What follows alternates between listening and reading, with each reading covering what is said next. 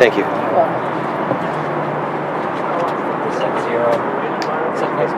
Jen, where we're at? Do you want some music? I'm on the last read and then music. Tonight's match is being brought to you by Chicago House presenting partners. That's the play-by-play headset? Yeah, it's wired here. You might want to put it in your computer. Oh, I see. This was just for me to hear the sound. I just want to make sure I was recording. That's what I'm saying. Yeah, I need to. So where's the mic cord? That right there? No, that's your AV out for the headset. Because we can put my Vixie on this because I've got a mic cord on it. Let me see. It'll take me just 2 seconds to set it up. There is one. There's got to be. Oh, we're not going to have to have conversation with me like I have to read the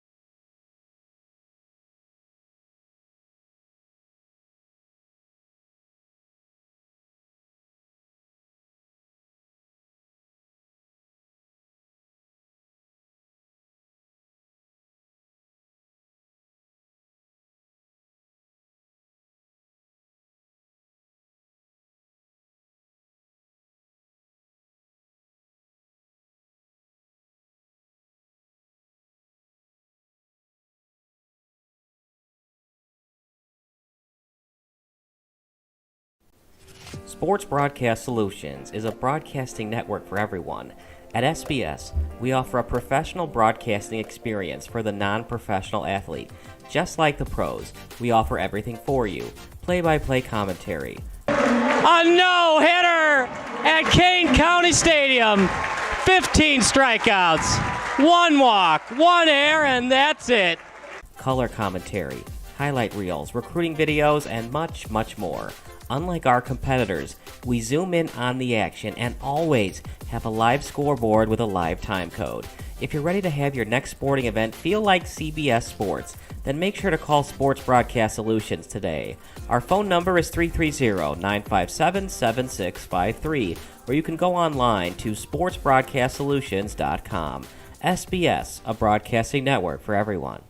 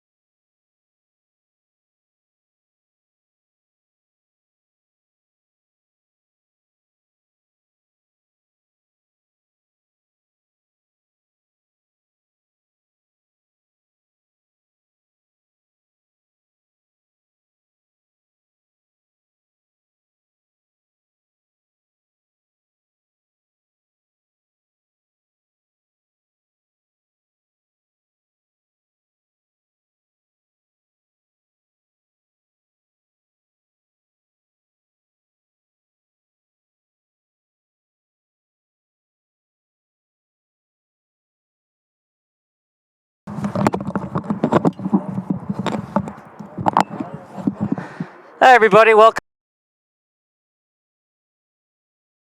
Kyle Smith alongside Chris Angela and our great crew for Chicago House AC. It's Chicago House AC against Steel City FC here on Sports Broadcast Solutions. If you missed any of the action, just hit the rewind button or the fast forward button as we get later on in the action.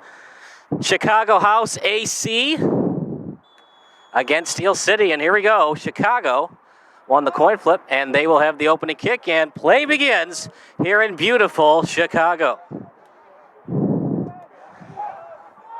Little kick down to the other end. Chicago goes after it. Steel City, number 12 with it. Backhanded pass to himself off his foot, and a little send over, and then they'll play it at midfield. The midfielders for Steel City FC from Pittsburgh. Little slide tackle, flag goes up. Will play on, advantage to Steel City. Running clock, of course. And they're going to give him a yellow card. Really early on to give somebody a yellow card, 25 seconds into the match. But it must have been blatant. Much better angle than we have here in the press box. It's a beautiful day for soccer, or in Europe they say football. And just across the street, it's Yankees against White Sox. A lot going on here in the Windy City. Steel City FC will take it. We'll call it about 30 meters away from the net.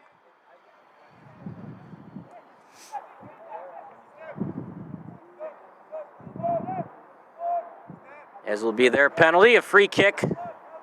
And they'll set up in front. They've got about 15 meters away from the goalie. Straight up. Netminder goes after it. Goalkeeper got a piece of it. Chicago House AC goes after it. Headed over to the corner. And it was last touched by Steel City. Chicago in the white. Steel City in the black and red. And overhead pass. Instead, they'll just underhand it back to the defense. And Steel City says that was a live ball. I agree with them. It should have been just a standard overhead pass. And we'll see what the official says, but got to be careful about that. Only time you can use your hands, obviously, is on a dead ball. And it's kicked straight up to midfield, played by Steel City, number 8. And he'll shoot it over to the sideline. Played by Steel City on the right foot. Switching over to the left. Good little dribble and then kick back out to midfield. Steel City will regroup. 2:15 on the clock. No score, no shots on goal yet.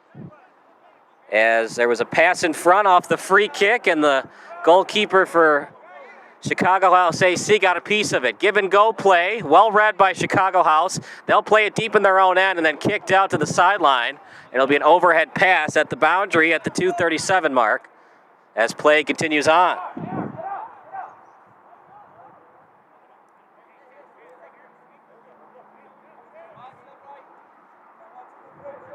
It's quite a complex at IIT, home of the Hawks. Division III soccer.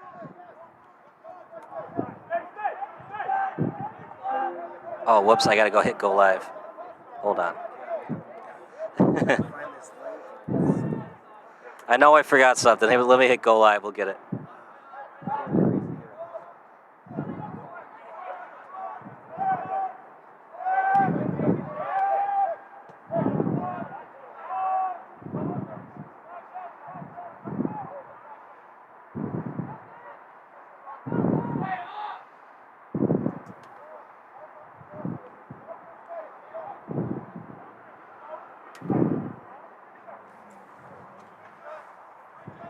Apologize for that, but we got the first 3 minutes pre-recorded in both 720 and 1080. Forgot to hit the go live on YouTube, but here we go. We're live now. 3:46 early on in the first half. Played by Chicago House on the left foot, switch it over to the right. And stolen away by Steel City. Doesn't get much better than this in the city of broad shoulders. Not a lot of wind, just a beautiful spring day. We got about a month left of spring and then summertime in the city off Lake Michigan. Played by Chicago House, trying to get through, stolen away by Steel City. It'll be played by the midfield out to 10, Munoz, and a right-footed pass over to 39, and then tapped over to the boundary. No score early on.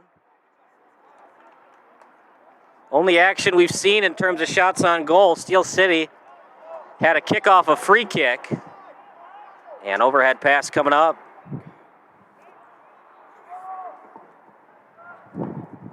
No, on the YouTube channel. Sports Broadcast Solutions.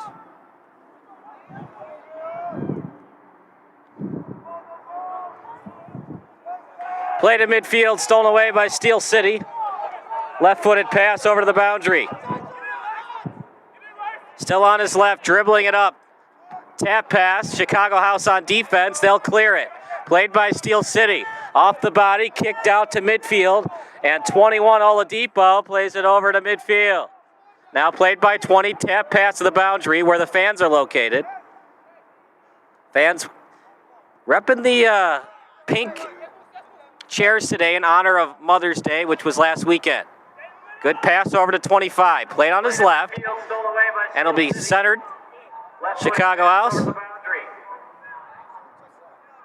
on his left, dribbling it up. Tap pass. Chicago House on defense. They'll clear it. Overhead pass over to Steel City, played by 21. Tap pass to the boundary.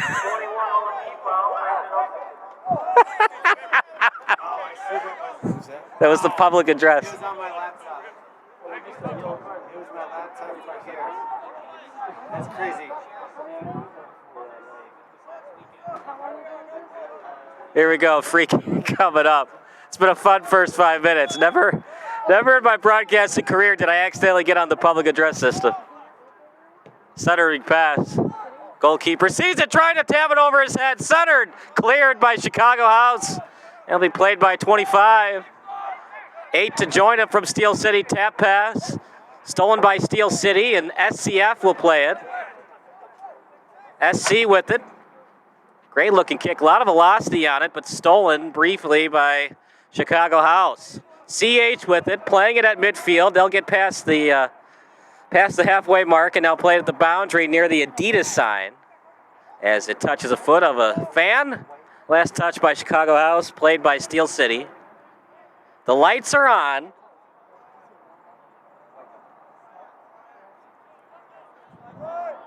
It's hard to believe this is a Division III soccer stadium. It is absolutely beautiful at IIT. Tapped over to the boundary. And it'll be played by Chicago House. Good news if you're a Steel City fan.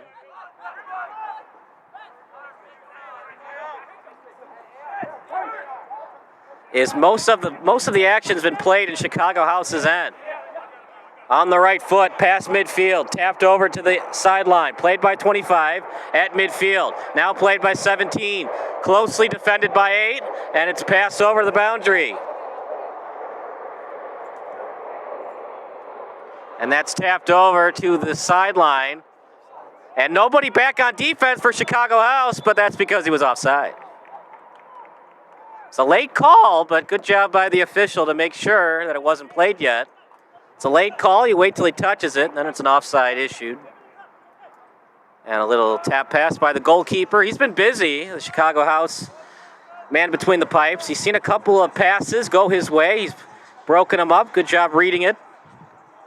There's a couple of free kicks by Steel City. Let's see what Chicago can do on offense. They've been playing in their own end for the first 8 minutes. See if they can get something past the halfway line.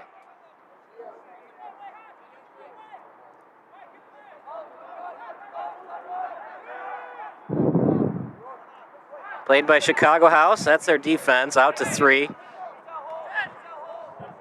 Lots of good passing. Soccer, of course, all about conditioning, also about creativity, trying to space them out and get those passes off quick. Stolen away by Steel City. They're back on the attack. Played over to the sideline by Ineguez. Give and go action at the boundary. No one's touched it yet. Good job not touching it. So close, but no cigar. Did not hit the feet of the number 5 defender of Chicago House. They're still deep in their own end, about 3 feet away from the corner, so still have a long way to go to get out of trouble here. Out at the yellow line, now played way deep in their own end, and then kicked up by the defense of Chicago House on the right foot. Little hesitation move, tapped over, stolen away by Steel City, and now will be played by the Steel City goalkeeper. Both goalies repping green. Different socks, though, for Steel City. Yellow socks of the goalkeeper, green, light green, lime green for Chicago House AC. Chicago House Athletic Club and Steel City Football Club knotted up at 0. Although Steel City has taken it to them, a lot of action in the Chicago House end, and they'll continue on the attack as a free kick coming up.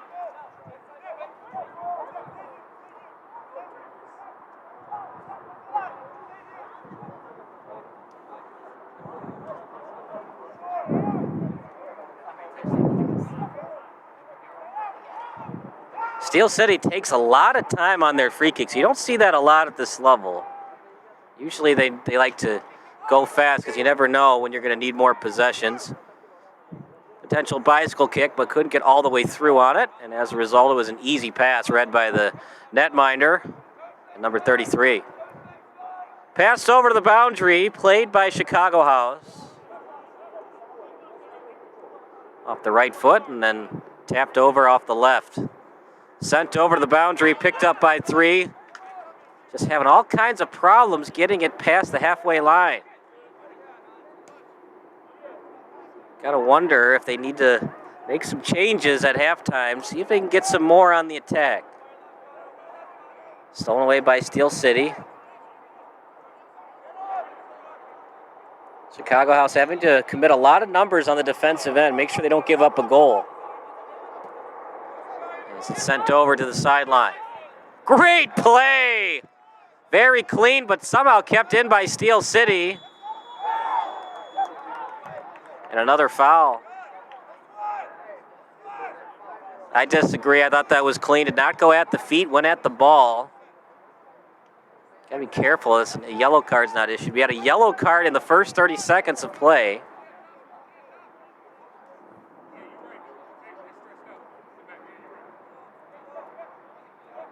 Meanwhile, Steel City, their 4th free kick of the game.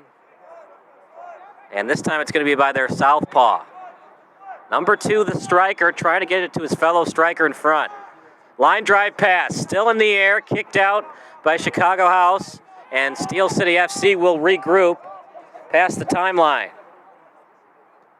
Soft pass, easily read, headed by Chicago House.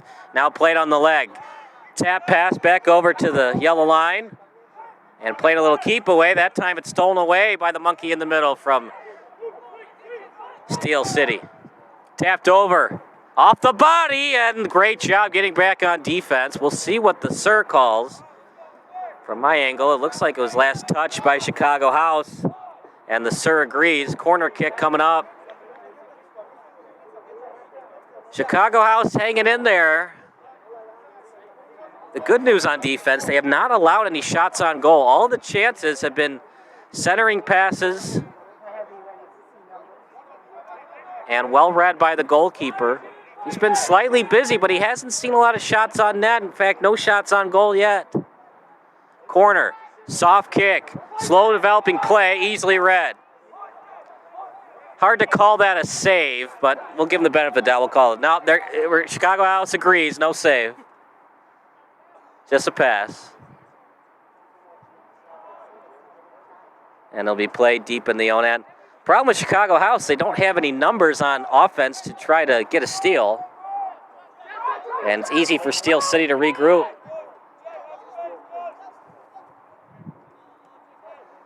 Did I get towed? My car was there. Did I get towed? I had to put my lights on. No. I didn't see a tow truck. Sorry, man. That was the case.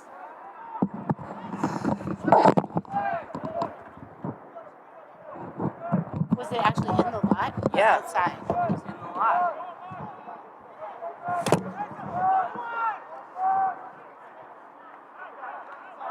Or did somebody, I think somebody moved it. How could they move it if you have? Oh, I don't have the keys, so somebody moved it. Yeah, I think yeah. Oh, okay. I'm like, That security guard didn't leave oh. anywhere. Except here. Well, that's what Brian told me to tell you to know. So I think that's his or Peter's car. Okay. Back to the action, 14:38 to go. Tap straight up at midfield. And played by Steel City.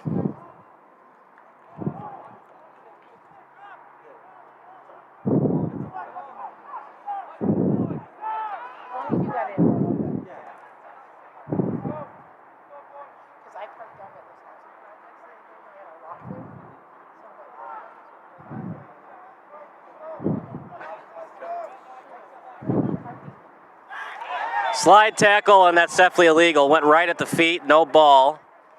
Yellow card issued. Each team now with a yellow card. Got to be careful on a play like that. You're going to hurt somebody's groin. We'll have a free kick coming up for Chicago House. Best chance of the game thus far for Chicago House. Are you sure it's number 10? See what they can get going. Don't need a shot on goal per se, but try to get some attacks, some passes. Get the goalie moving a little bit. Get it within 10 meters of the box. Played by Chicago House. Sent over to the sideline. Definitely a foul.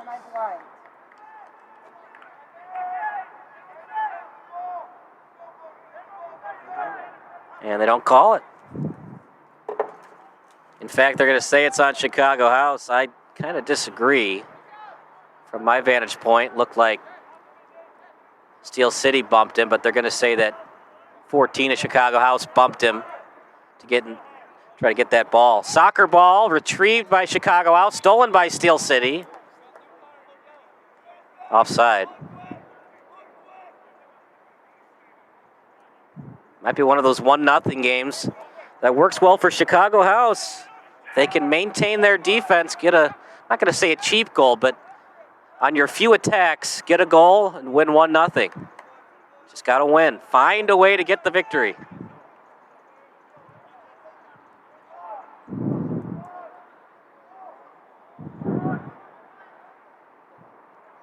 was a nice pass, but no one was home to get it, and easily stolen by Chicago House. Tapped over the boundary off the right foot.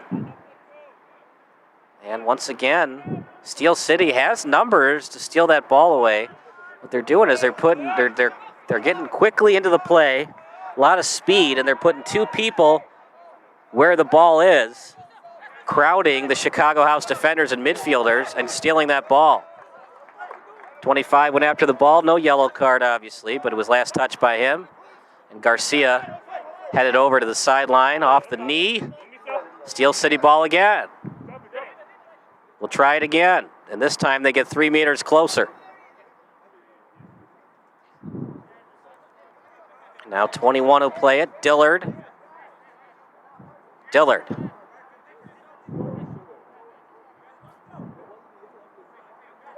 Overheads it, really nice action on it. A lot of top spin. And then cleared out. High arching kick. Ball goes straight up. 14-2, Garcia, and 14 at Chicago House.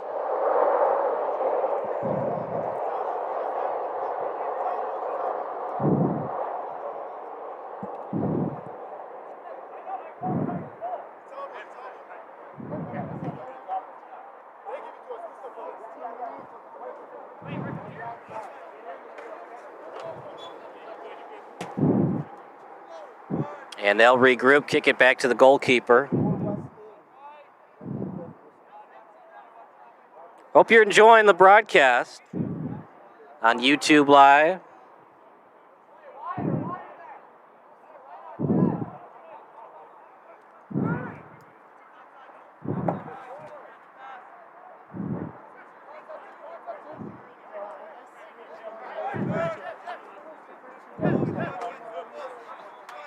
This is a Chicago House team.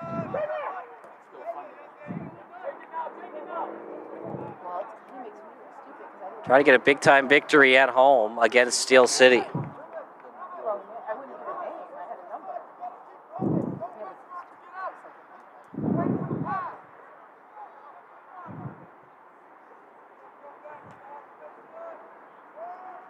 Overhead pass picked up by Chicago AC.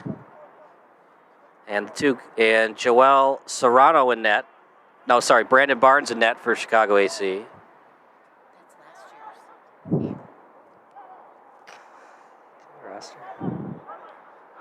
19:49 on the clock, as we have a running clock, of course, in soccer. Played by Chicago House AC.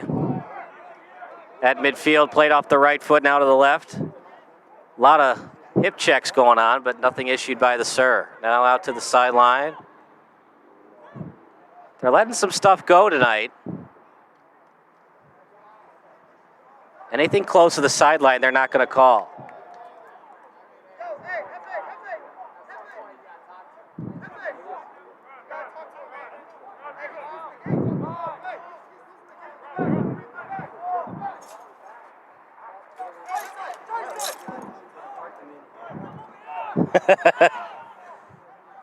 $20:37 to go.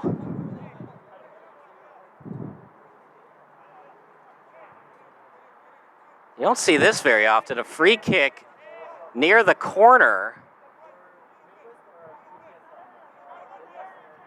And obviously this is a huge break for Steel City. Now they get, we'll call it 3 meters ahead of the original corner kick spot.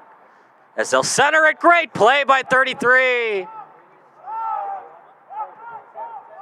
Placed in front. Man was wide open. Just past the feet of 18. Man of the match thus far, 33 for Chicago House.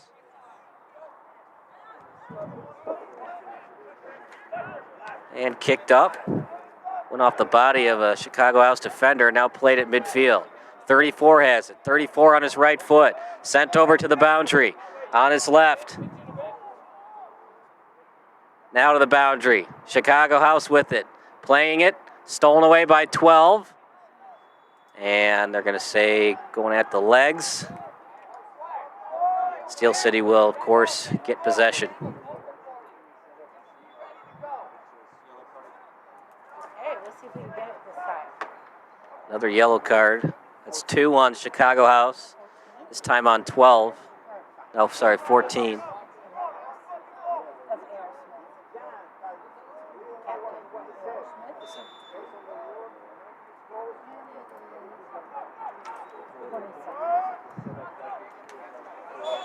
Headed over to the sideline. Garcia will play it on his right foot.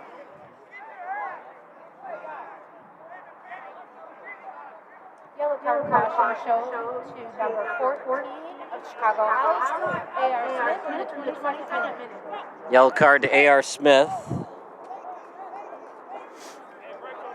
And played at the end line by Chicago House from 10. Tapped over.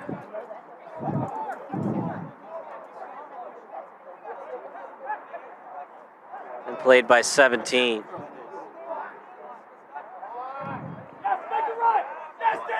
$20 with it. Good attack going for Chicago House. Shot on that went very wide. I like the idea, though, close enough to consider it and try to get that goalie moving a little bit. See if he's still awake. Gotta wonder, though, how much does Chicago House have left in the tank? They left a man wide open in 18, and it just went past his foot. But all that matters is the score. At professional soccer, it's all about, oh, great centering pass. Just couldn't get to the back of net. Second chance. Great lead pass. Still with it. Ball loose. Oh, how many chances do you get before you finally don't score? 3 chances, all unsuccessful.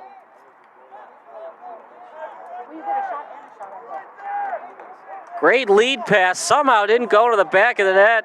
And finally, the goalkeeper for Steel City was tested. Line drive kick.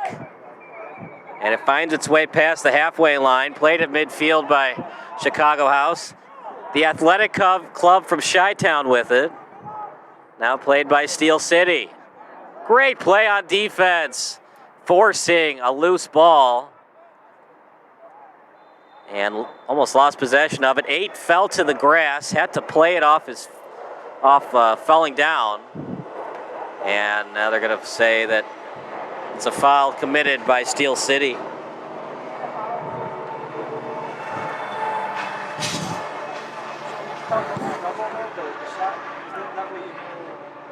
A great night for soccer.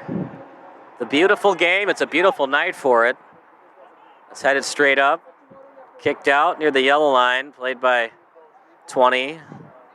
And sent back up. About 10 meters away from the halfway mark. Played on the sideline. Chicago House keeps it in. Here we go. They've got numbers. From 5 meters away, trying to set her in front. And we're going to say foul committed by Steel City. Yeah, just like we saw on the other end, it's going to be a somewhat of a corner, and now the call is the ball went past the end line, corner kick coming up. It'll be a right-footed kick as he'll try to place it in front, try to get a rebound chance and a goal. Nope, instead passes out to the sideline. Here we go. A lot of air time. Headed straight up. Goes about 2 meters above the crossbar. No goal.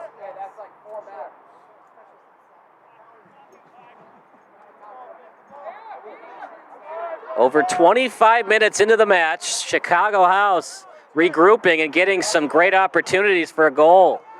No balls have gone past the end line into the back of the net. No score. Tie game, obviously, and man of the match, he's got the ball right now, the goalkeeper. But Chicago House getting it done the last couple of minutes for their goalkeeper, trying to squeeze one past the Steel City netminder for that 1-0 lead.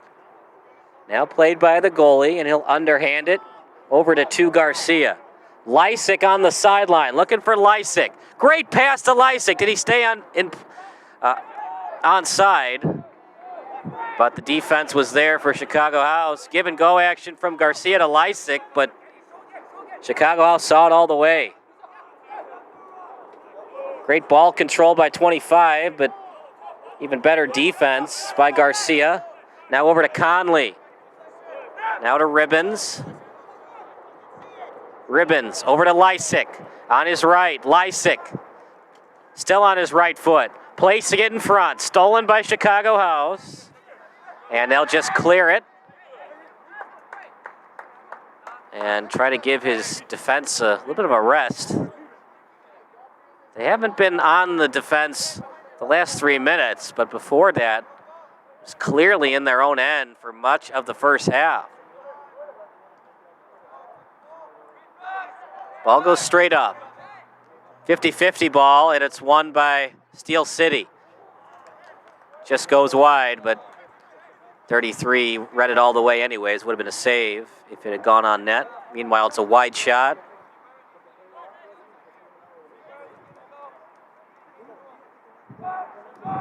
It's hard to believe. Just 2 weeks ago, it was cold and rainy, and now it feels like summer. Gotta love Chicago.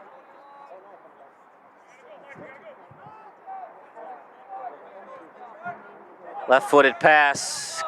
Remember, it's where the ball is, not where the foot is, and great job by 3 keeping it in. Pass midfield. On the left, now played at midfield.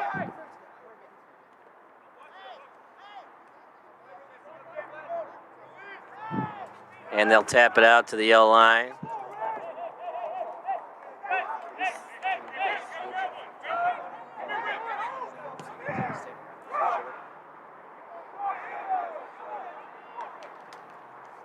.38-37 into the first half, no score. Chicago House, they've made the adjustments, and they have looked good the last 5 minutes. Attacking, getting the ball in deep and having numbers. Spacing's been there. Now Steel City kind of on their back foot, on their heels, so to speak, and see what they can do on the defensive end. If you're just joining us, it's no score, but Chicago House had a chance 3 minutes ago. Some great passes in front, and they almost got it past the end line, but a late break on the ball by the goalkeeper for Steel City got a piece of it and made sure that no goal was scored.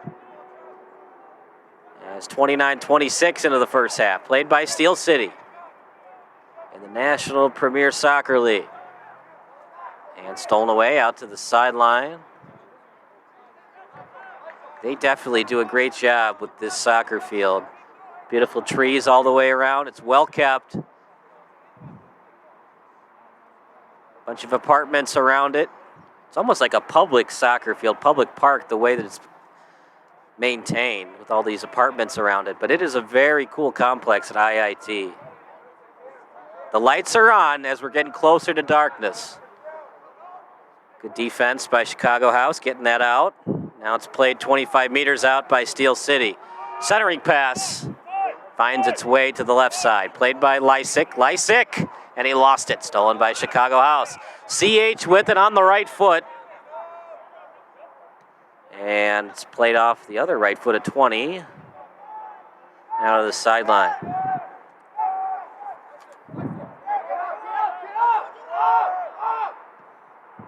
Ball goes straight up. Trying to keep it in, but couldn't, and it'll be Chicago House ball. About 2 feet ahead of the timeline.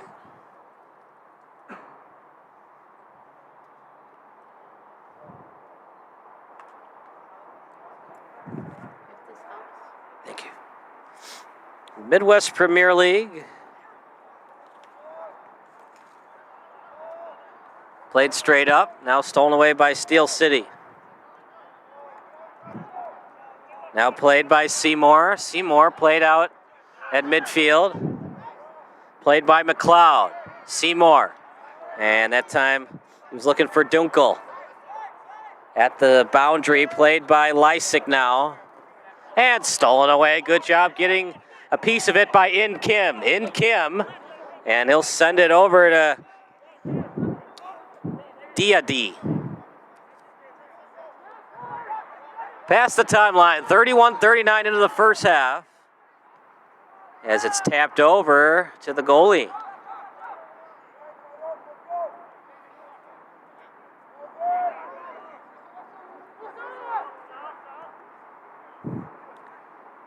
Played by Garcia. Great job not using his hands. Oof. They're going to say it was a handball. It was close, but I think that Chicago House has a case for it. Doesn't matter if it's inadvertent. A handball is a handball. Now it's going to be played by Kramer. Kramer's definitely has had his hands full with this great offense for Steel City, as has Guy Diady, but they've done a good job helping out their goalkeeper. As Vladi Valkin has done a great job between the pipes for Chicago House.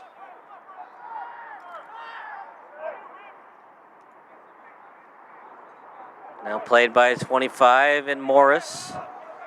And now sent over to In Kim. In Kim. And that shot goes wide, about 5 meters high.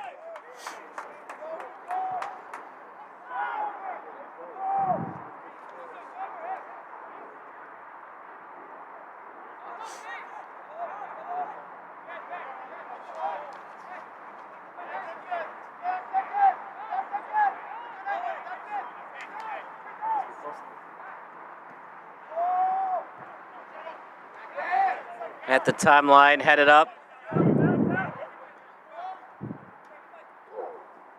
Great job by In Kim, but In Kim might have got a piece of the jersey and held him up.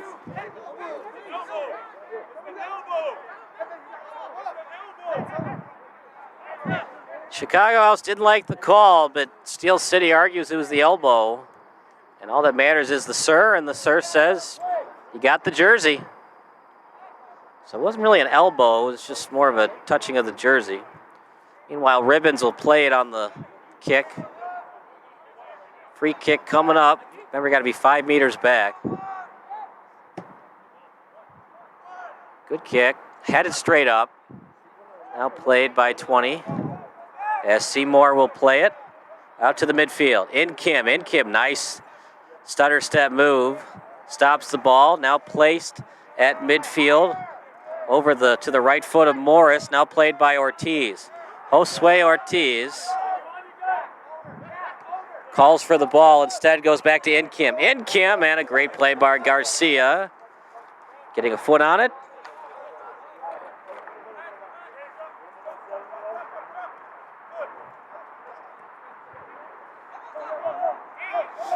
Played by Morris. Right-footed pass back to the midfielders.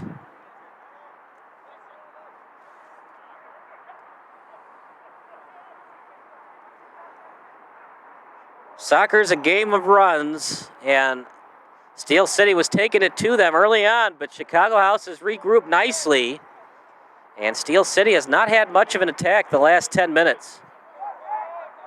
Falcon's been excellent, and his teammates have showed up for him the last 10 minutes or so. Now played by Kim. Little tap pass, and now played by Seymour. Tries to lead him over to the end line, but stolen away by Steel City. Left-footed pass, straight up, headed up, played by 25. Stolen away, and now back out to Kramer as he'll get his left foot on it. It's got to be a foul, and there it is. This is not football American. This is football European. Cannot push your way to the ball.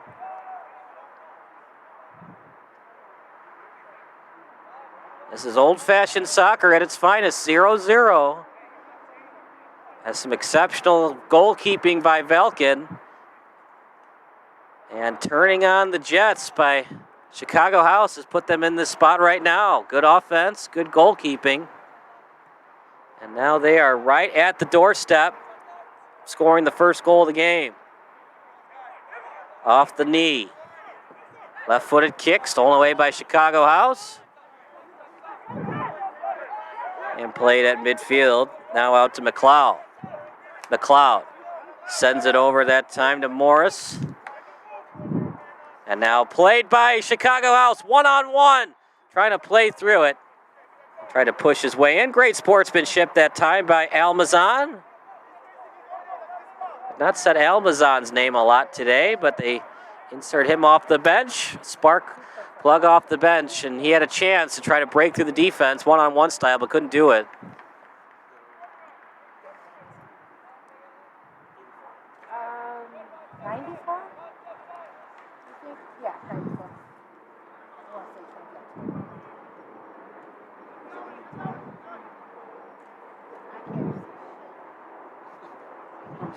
It's going to be played at midfield.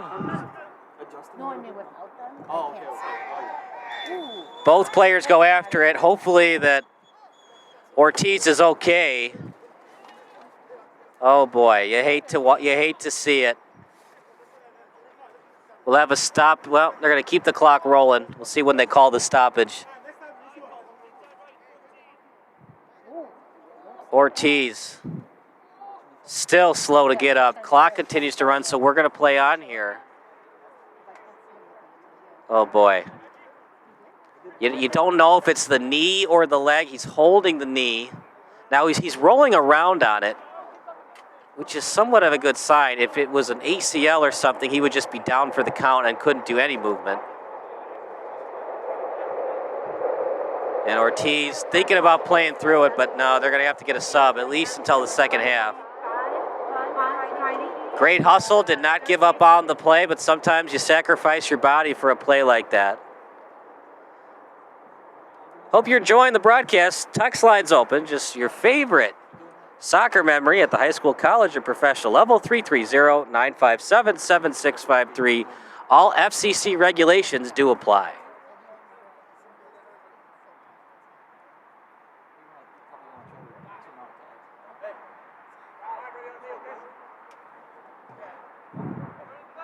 Good sportsmanship.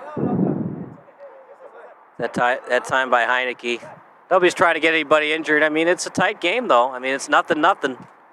Every goal matters, obviously, and you're going to have plays like that. Injuries happen, even in soccer. So, but you like the sportsmanship by 25. Nobody's gunning to get somebody injured.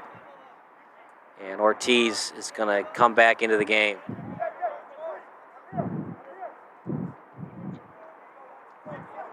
Ortiz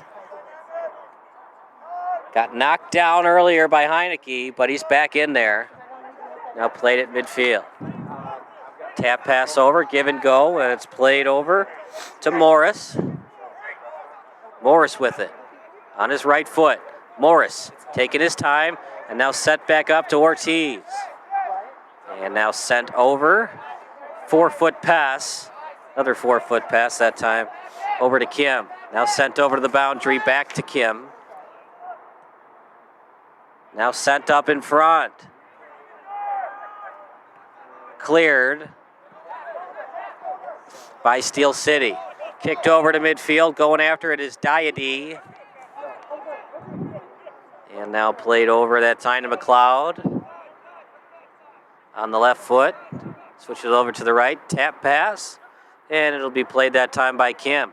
Sent over to the boundary. Going after it at time 24. And now played at the boundary. Goes out of bounds. 40-27 into the first half.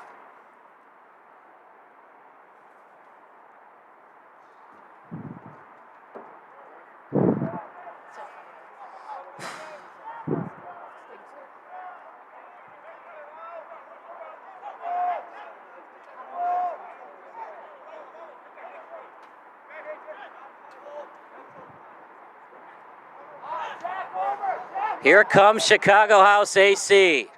Now played by Diady. Diady gets it. He's got space. Centering in front. Oh, deflected. Ball still loose. Played by Steel City. Another great chance for Chicago AC, but they just can't capitalize. In front. Last touch by Garcia. Corner kick coming up. And leading the way will be Musa Morris.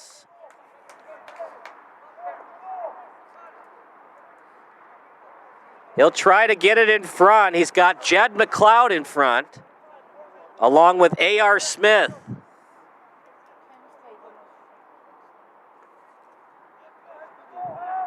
C.O. in Kim will take it. Line drive kick. A lot of top spin on it. Hard to head that thing, and it goes straight out of bounds.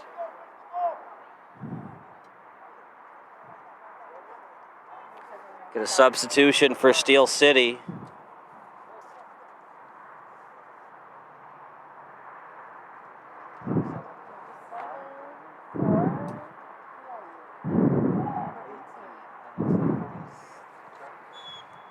Iniguez will take a seat, 37 in for Steel City. I don't know their name. Where's my sheet? 37, 18 came out. And it'll be a goal kick for Steel City. Substitution in the 43rd minute. Entering number 37, Nico Williams. Exiting the match, number 18, Jason Iniguez. That's 37 for 18 in the 44th minute.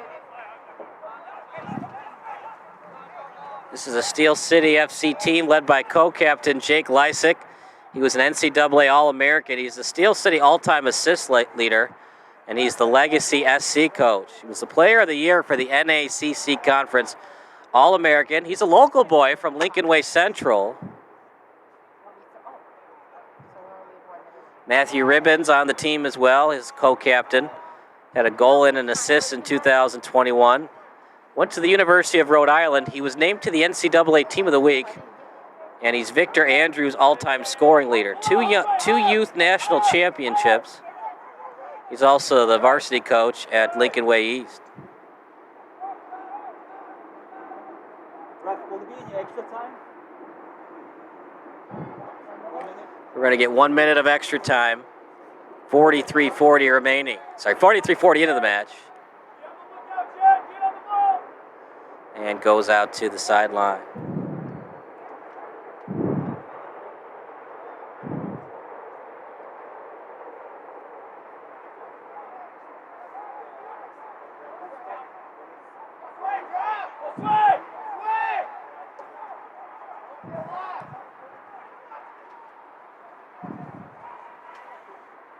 So we're going to play up to 46 minutes. And unless Steel City can get a clear advantage on offense, they're probably just going to play keep away going to halftime with a 0-0 tie.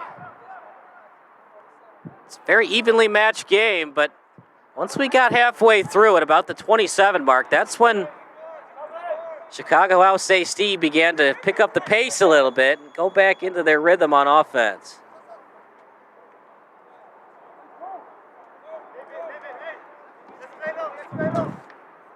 Ortiz will play it. And it was a foul closer to the circle.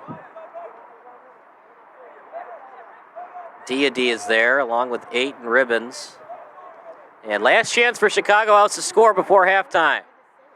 Right-footed kick played near midfield. Chicago House still tied along with Steel City. Lead pass. Ball loose, picked up by Chicago House. And now the man off the bench, 37, will get some action. Left-footed kick, well read by Chicago House. Chi-Town AC on the attack. Heineke pleads his case that there was some body checks going on, but it's still going to be Chicago House AC's nonetheless. See how they want to play it, if they want to stay aggressive or if they just want to be a little conservative. Maybe play it near the sideline instead of trying to be aggressive in the midfield. And that's what I expected, a little sideline pass.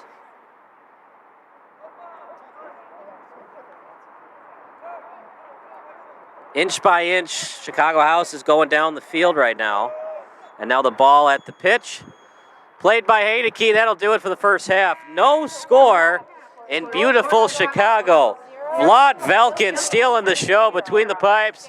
We'll see if he can maintain the shutout in the second half. Meanwhile, we'll take a commercial break. You're watching Steel City FC and Chicago Nation FC here on Sports Broadcast Solutions.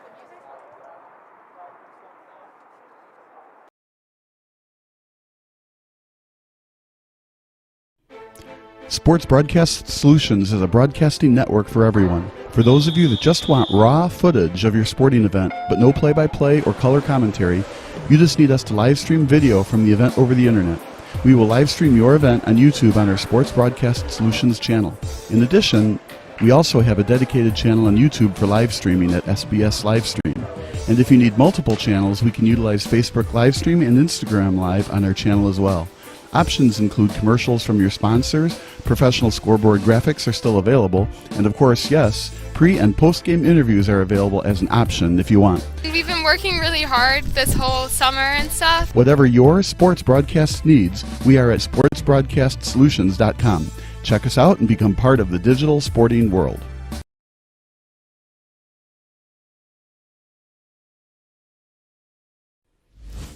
Sports Broadcast Solutions is a broadcasting network for everyone. We broadcast sporting events for people of all ages, including adult leagues, high school leagues, and kids. Complete with professional-looking graphics, broadcasters, color analysis, and commercials.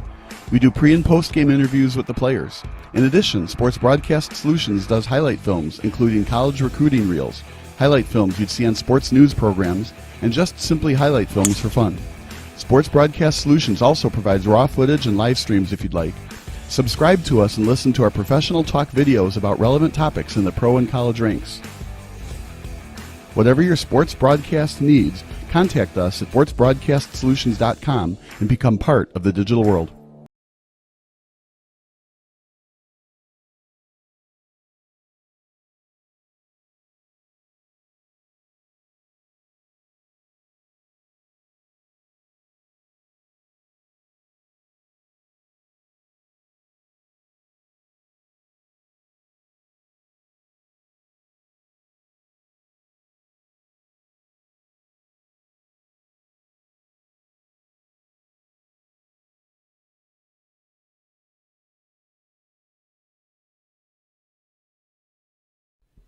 Sports Broadcast Solutions is a broadcasting network for everyone.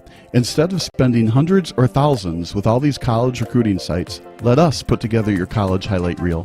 For just a fraction of your potential college scholarship and significantly less than these recruiting services, we got this.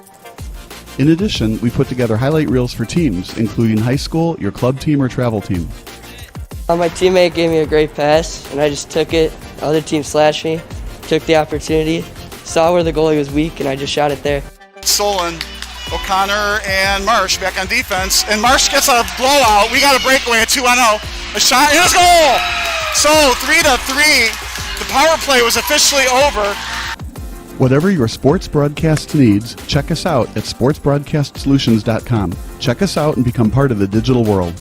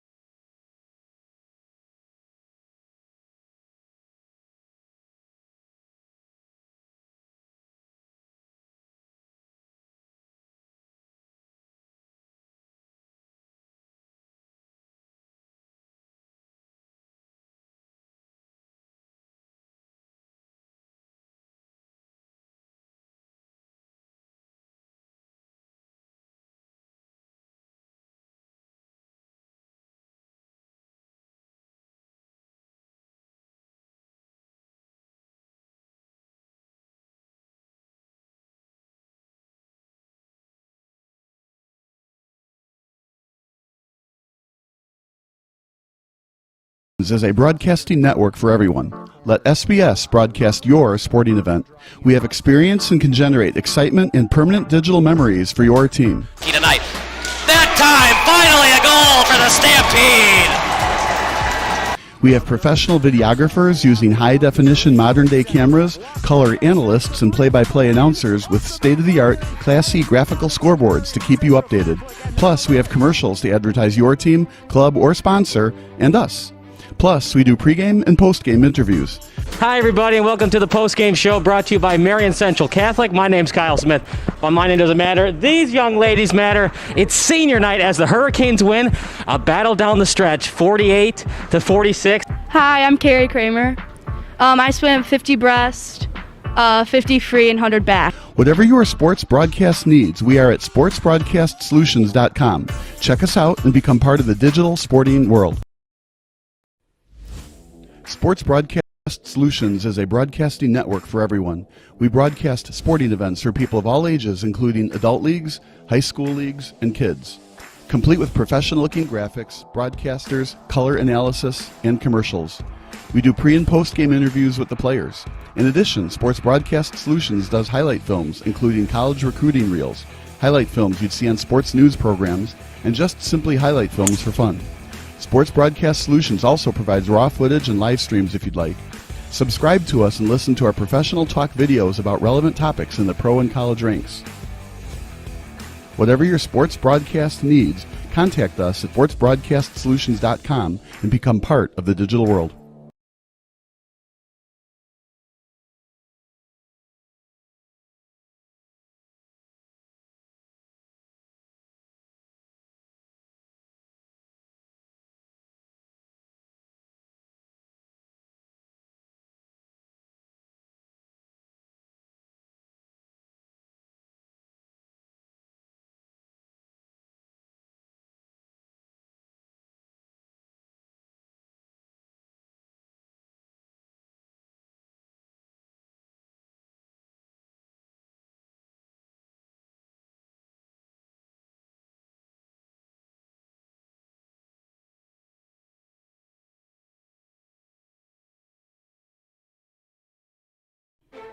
Sports Broadcast Solutions is a broadcasting network for everyone. For those of you that just want raw footage of your sporting event, but no play-by-play or color commentary, you just need us to live stream video from the event over the internet.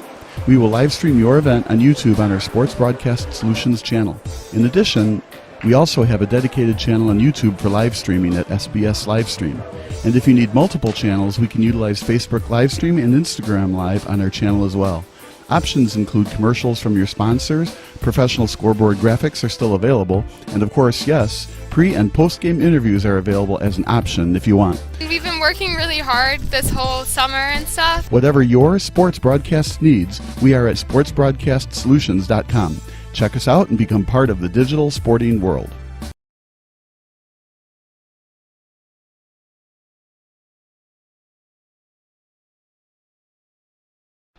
Missing your child's sporting event just plain stinks. But you don't have to worry about that anymore, thanks to Sports Broadcast Solutions. SBS is a live broadcasting network, as well as covering your on-demand needs, recruiting videos, highlight reels, and much, much more. We can broadcast live to any website, and we also post as much on-demand content as you need. For more information about SBS, check out our website at sportsbroadcastsolutions.com. Sports Broadcast Solutions, a broadcasting network for everyone.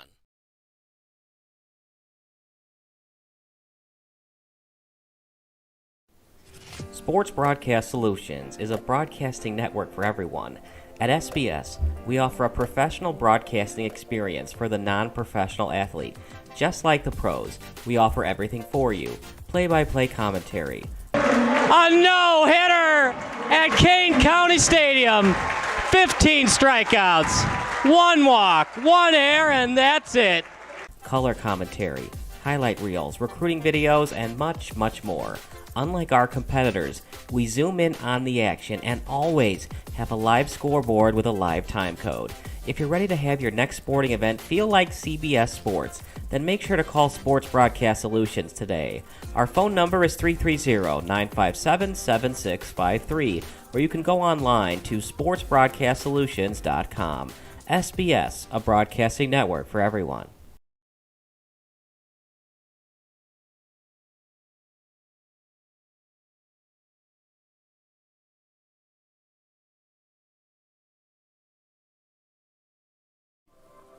Hey, this is Sarah Greenfalk here of Psych Edge. Do you want to learn how to improve your performance, improve your confidence, improve your resilience?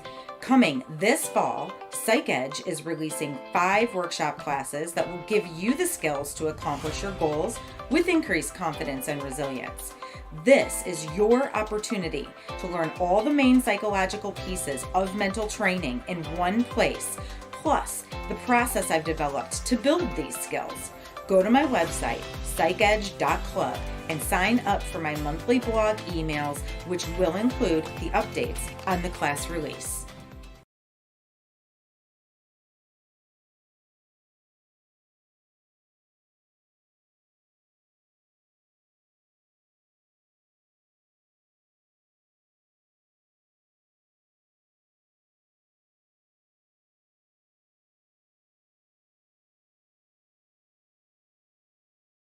Sports Broadcast Solutions is a broadcasting network for everyone. Let SBS broadcast your sporting event. We have experience and can generate excitement and permanent digital memories for your team. Tonight, that time, finally a goal for the Stampede! We have professional videographers using high-definition modern-day cameras, color analysts, and play-by-play announcers with state-of-the-art, classy graphical scoreboards to keep you updated. Plus, we have commercials to advertise your team, club, or sponsor, and us. Plus, we do pregame and postgame interviews. Hi, everybody, and welcome to the post-game show brought to you by Marion Central Catholic. My name's Kyle Smith. But my name doesn't matter. These young ladies matter. It's senior night as the Hurricanes win a battle down the stretch, 48-46. Hi, I'm Carrie Kramer. I swim 50 breast, 50 free, and 100 back. Whatever your sports broadcast needs, we are at sportsbroadcastsolutions.com. Check us out and become part of the digital sporting world.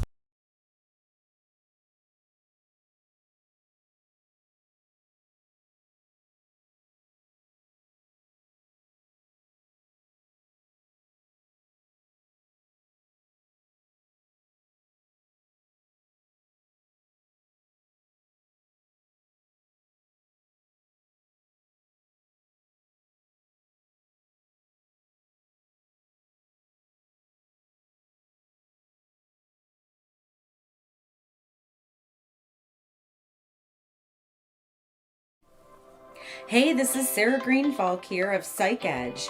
Do you want to learn how to improve your performance, improve your confidence, improve your resilience? Coming this fall, Psych Edge is releasing 5 workshop classes that will give you the skills to accomplish your goals with increased confidence and resilience.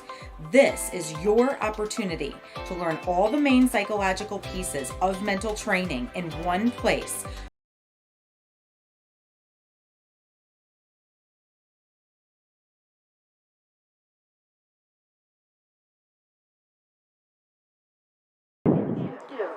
Second half about to start. It's Steel City against Chicago House AC here in beautiful Chicago. I'm Kyle Smith alongside Chris Angela and the entire Chicago House AC crew. Vladi Velkin leading the way with some big-time saves in the first half, but his offense, led by Kim, has been great as well. And we'll see what kind of adjustments they can do in the second half to get that 1-0 or even a better victory of 2-0 or more. Chicago House AC won the coin flip, so they got the kick at the first half, but it'll be Steel City in the second half. You're doing a great job. Sounds pretty good, man. And it's going to be played by Chicago AC. We'll get the clock going in a second.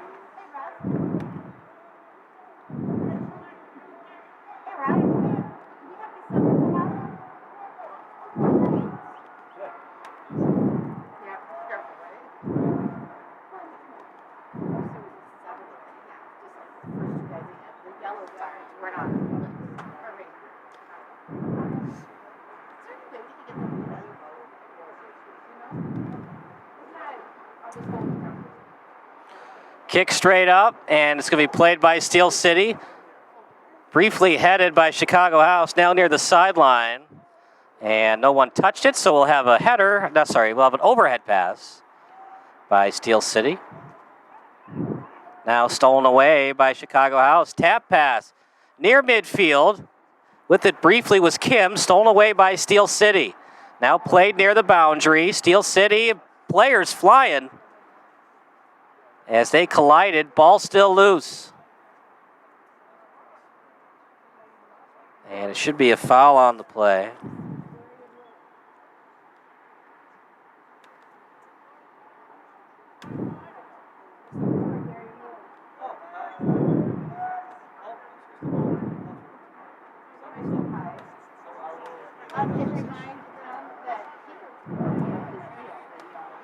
Played by Chicago House.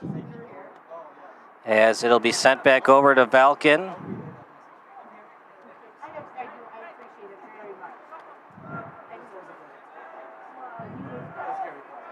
And we appreciate you hanging in there for the timer. We'll be a little bit ahead, as I'm going to put a minute. And now played by Steel City. Steel City with it, kicked over to the boundary. We switch sides, of course. Steel City on the attack.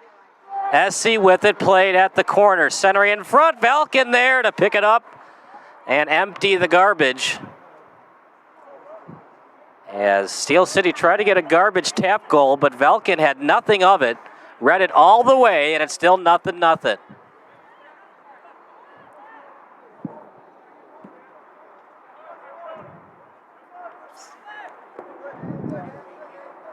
Played that time at the boundary. Tapped over to the sideline. We'll have an overhead pass coming up.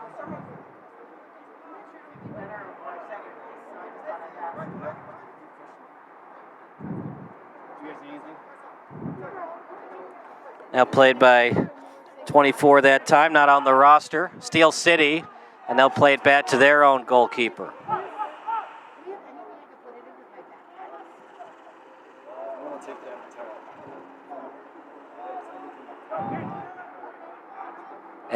Near the boundary, played by Chicago House, and it's kicked out that time by Steel City.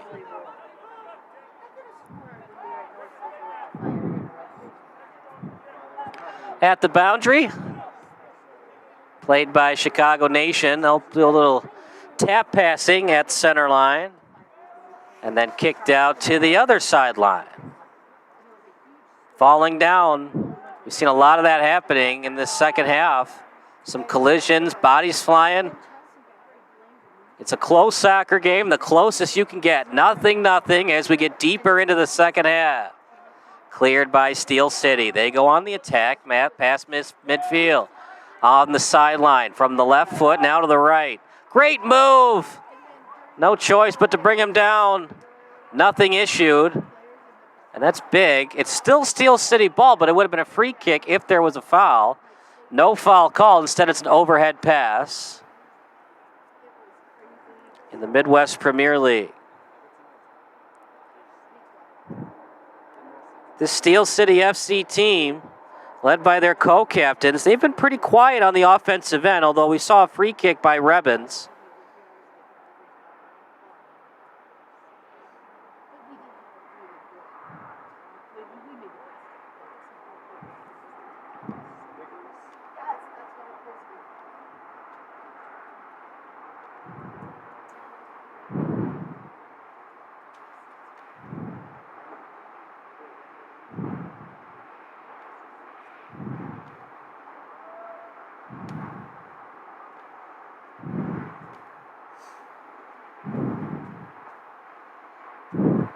Ball goes straight out.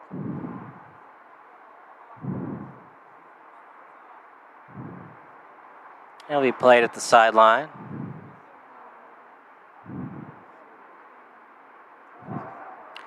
Here comes Chicago House AC, switching sides. Now played at the boundary, tapped in front. No one home, and read well by the goalkeeper. The only men that can use their hands, only men that wear gloves unless it's a cold day. Kicked out by the man off the bench, and it goes out of bounds onto the grass. A beautiful turf field. I know I've said that a lot tonight, but I just want to emphasize how great this game is and how great this pitch is at IIT. It's a great school academically, but you can also play a little sports here. See what happens down the road. You know, Duncan Robinson, the Miami Heat are back in the Eastern Conference Finals. Duncan Robinson was an original D3 player at Loras College. You just never know. And Max Struess, who's also on that Heat team, believe it or not, he played Division II ball at Lewis University and then transferred to DePaul, and now he's got a chance. 4 wins later, they'll be in the NBA Finals. I like their chances, regardless of who they play. It's just a very deep team with Oladipo and obviously Jimmy Buckets. We'll see if Lowry can come back. Kicked out of bounds by Chicago House AC, but might have been an illegal slide tackle against Steel City. Text line still open. Your favorite high school, college, or professional soccer memory. Just text 330-957-7653.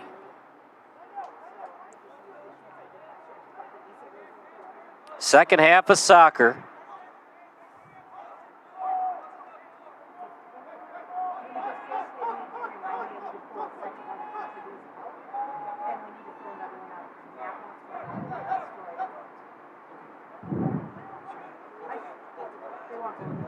You'll have a free kick. I was right. There was definitely some action on the slide tackling. Here comes Chicago House AC. Great pass. Who touched it last? A lot of clapping from Chicago House, and it was indeed off of Steel City. Corner kick coming up. Let's see what they decide to do on this play. Kim will take it as they try to set it up in front. Kim thought about doing a quick give and go, but instead he'll reset. You want to get that ball nice and high. And now Kim has it. They did not get the pass in the air, and I don't know if that was by design, but it was stolen away nonetheless by Steel City. There's never a guarantee on a corner kick, but you want to give yourself a chance. Valken cheats up. He was about 25 meters outside the end line. Went after that ball, got a piece of it. Ball goes out of bounds. Seymour after it, and Seymour will take it.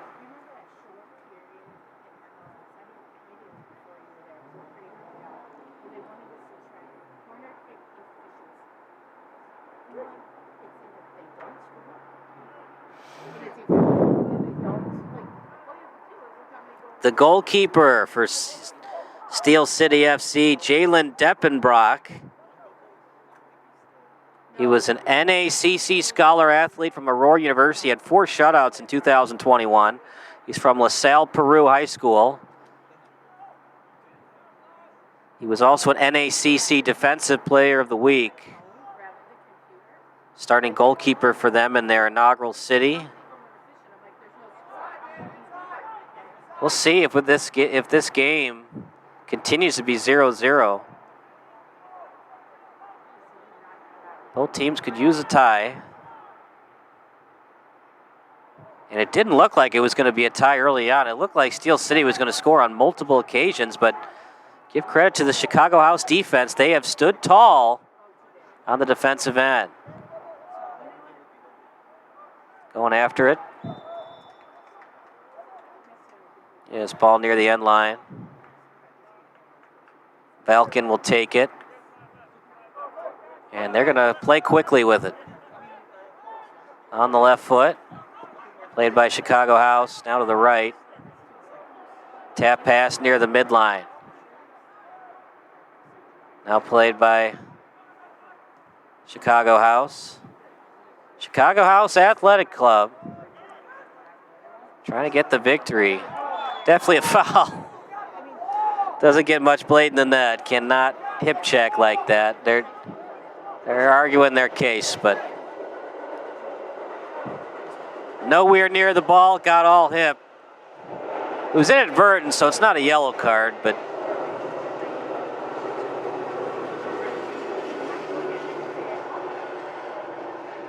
it's going to be a free kick nonetheless for Ribbons and Steel City.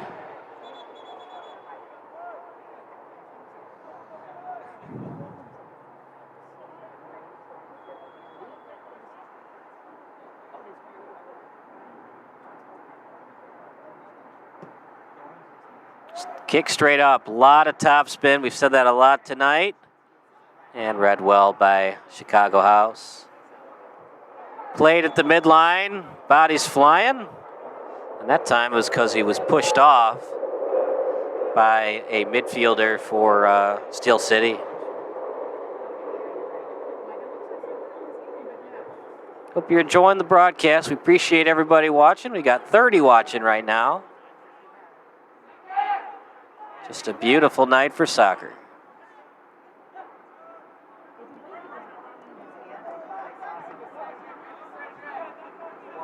Played by Valken.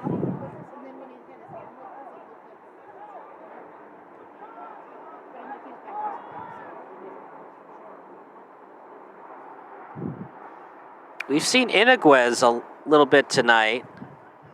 He went to Lewis University. He was All-State from Lockport High School. Ball loose, set up in front, and then cleared by Chicago House. He was an academic All-GLVC, that stands for the Great Lakes Valley Conference.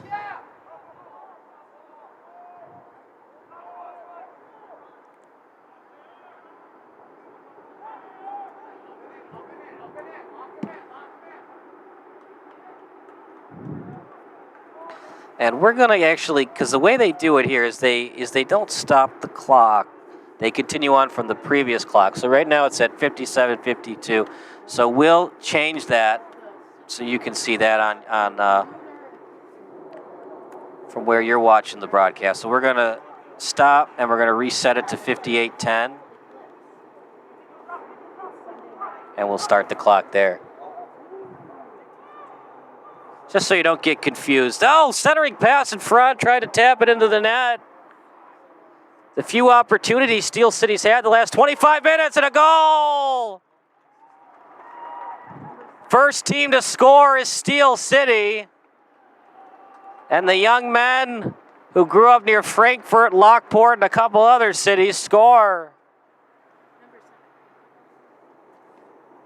Initial inclination is it's number 7 for Steel City.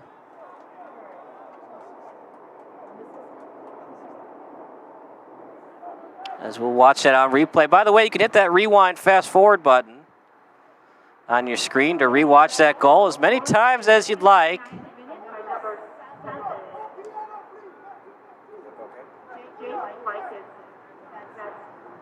Number 7 in the 59th minute for Steel City FC.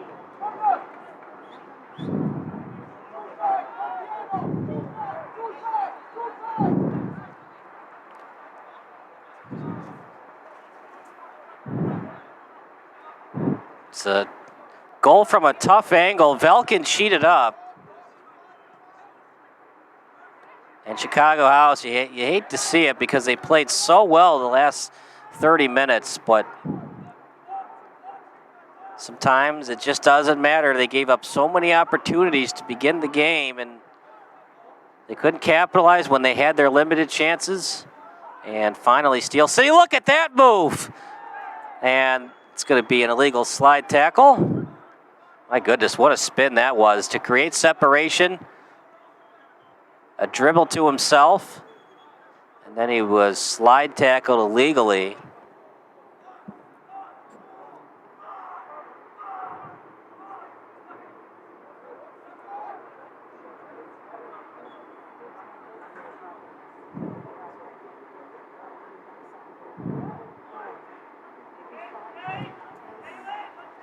Free kick coming up. And just too high.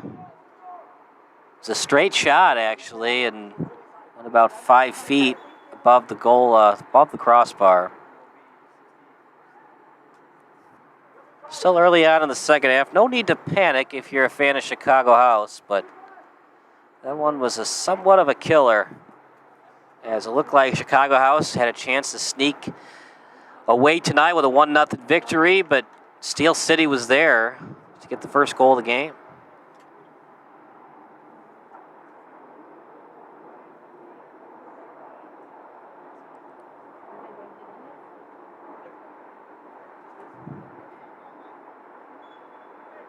Chicago House substitution in the 61st minute, entering the match, number 11, Georgie Spazov, exiting the match, number 25, Lisa Lawrence. Spazov will enter the match for Chicago House AC. Great shot, but an even better save by the netminder. In his second year manning the pipes, save of the night.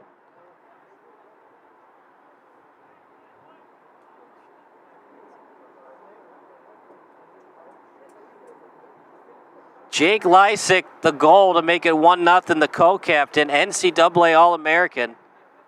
And when they really needed a goal, who better than the co-captain to score? Corner kick, set up in front, ball loose, picked up by Chicago House.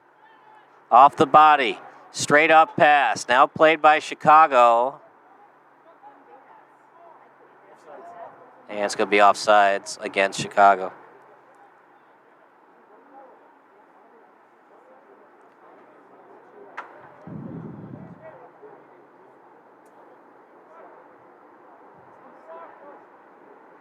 And that might be the only goal that Deppenbrock needs for the shutout. He had 4 of them, of course, at Aurora University.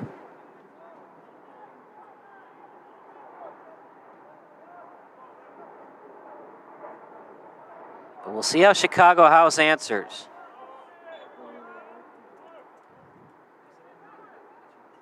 We've seen a lot of 37 tonight coming off the bench. Not listed on the website.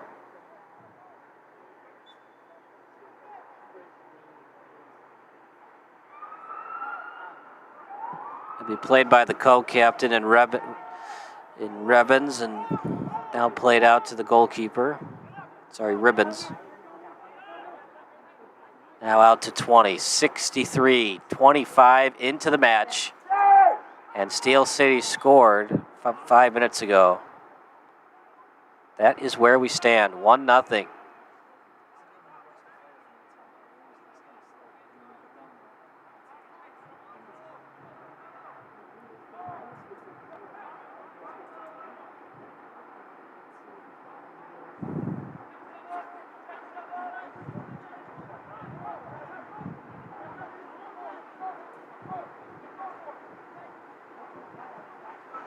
Good kick, set up. Oh, stolen away by 37, now played by Steel City.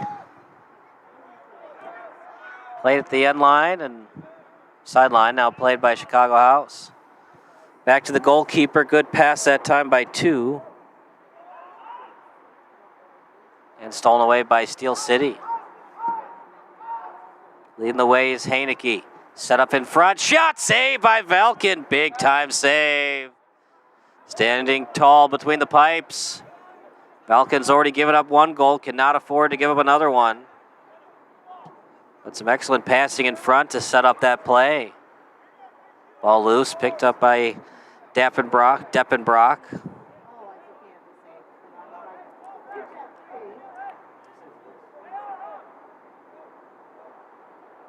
Deppenbrock will punt it and does not get to the midline. And it's going to be a foul committed by Chicago House AC. Very quick developing play. Steel City on the attack. In front. Haneke cannot get it on net. Now to the corner. Played by Steel City. Lost it. Now retrieved by Kim. As Kim is met that time by Lysick. Kim plays it over to his teammate. And now Kim will play it on the sideline. Somehow stays in, and Steel City has the ball now. Shot! Very wide. And a goal kick coming up for Valken. We've seen him a lot. We saw him last year. He played for Berber City. He is an excellent goalkeeper. That game we did went down to the wire. It ended on a penalty kick. Actually, it was Valken's fault, but he had no choice but to cheat up and attack the striker. Otherwise, it would have been a breakaway goal. He went at the feet, and it was a legal slide tackle. And eventually, it was a penalty kick awarded for Chicago Nation, and they capitalize.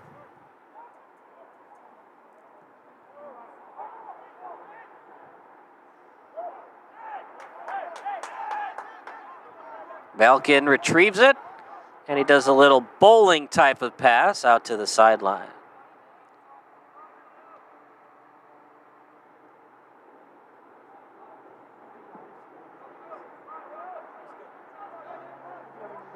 Vladi Valken, he's a soccer coach, professional goalkeeper. He does part-time goalkeeping at coaching at St. Charles East. Also does some youth coaching with the Chicago Rush. And he was previously a goalkeeper coach at Bartlett High School. Got his associate's degree from college at DePage. He was a prep soccer player at Glenbard North. Three-sport athlete, wrestling, volleyball, senior leader on the Panthers. And he's open to work on his LinkedIn page. Well, I don't think that they have a vacancy at goalkeeper because Valken is excellent. When you get it past him, you need to keep the ball and sign it because you're not going to have a lot of soccer balls that get past you. Now here comes Steel City. Set up in front. And that ball is going to go all the way to guaranteed rate. That is a very high kick, nowhere near the crossbar. Seen a lot of 37. He came off the bench at the 20-minute mark. And now with 68 minutes into the match, has not delivered what they were hoping they were getting in terms of fresh legs off the bench. It's a good pass. You don't expect it to be on net every time, but you'd like to have it closer to the crossbar than what happened.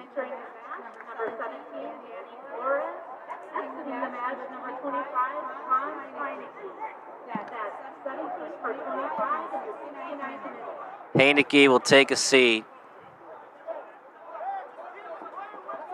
Now played at the end line. Who touched it last? It was, in fact, Chicago House.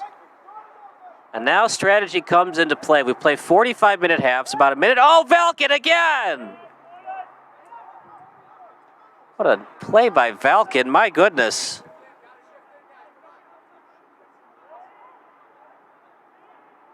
Such athleticism in between both posts.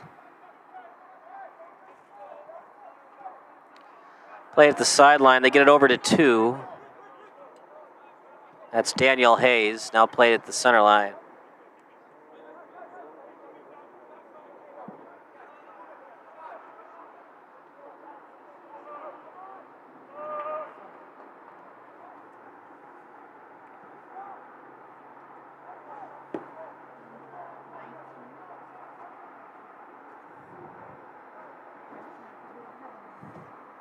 Thanks for watching this broadcast. We appreciate it. If you're just tuning in, 1-0 is in fact the score. Lysick, the difference maker, he scored in the second half. One of the main reasons that Chicago House is in the game is because of their netminder, the big man between the pipes and Valken.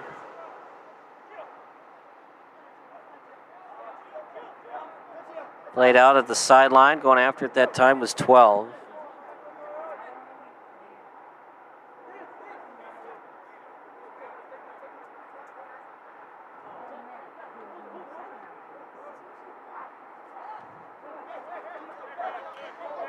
At the sideline, going to be played by 11 that time in Spazov, coming off the bench today. Went near the feet of Seymour, now at the sideline. 37 shaken up for Steel City. Little lead pass, no one home to retrieve it, and now obtained by Valken.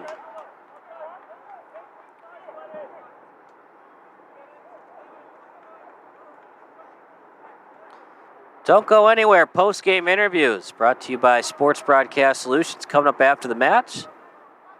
See if we can get Valken or one of the strikers for Chicago House.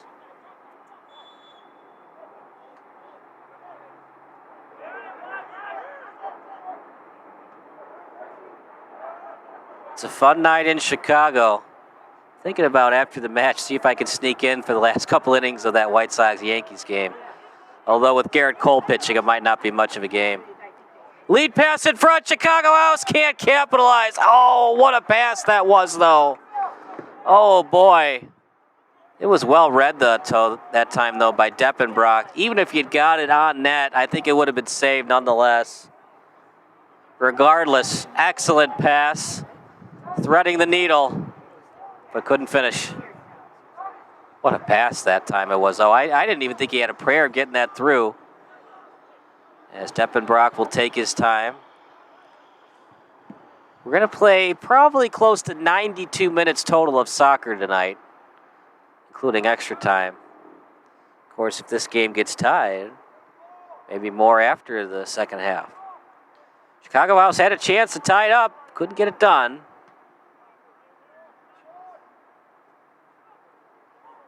Now played by Steel City.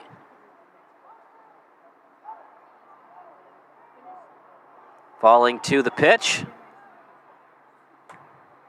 Who touched it last?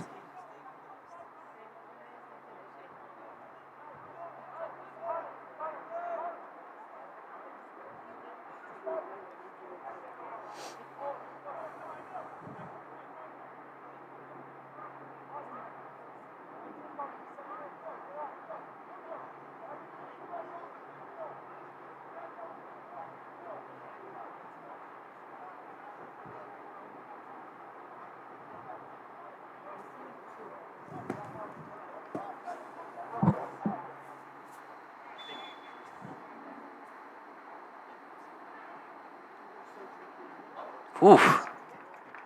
Closer than I thought it would get, but great job by Valken playing the right post. And only chance that the ball had of getting close to the net, it would have been deflected by Valken. Unfortunately, he couldn't finish the save, and it deflected off his hands out of bounds. So we'll have a corner kick. Have not seen a shot off the corner, and we've seen this a lot tonight. Faking the corner, and then kicking it to a teammate, and then they do the corner 3 feet away from the quarter kick line. Out at the sideline, who touched it last?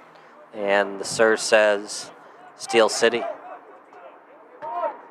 Ooh, man, looked like that might have gone off the neck. Taking one for the team. Here comes Steel City.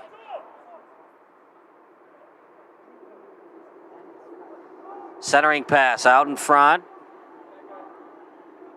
Now played by SC. Here goes SC. Shot! Whew, that was close. Might have gone off the crossbar.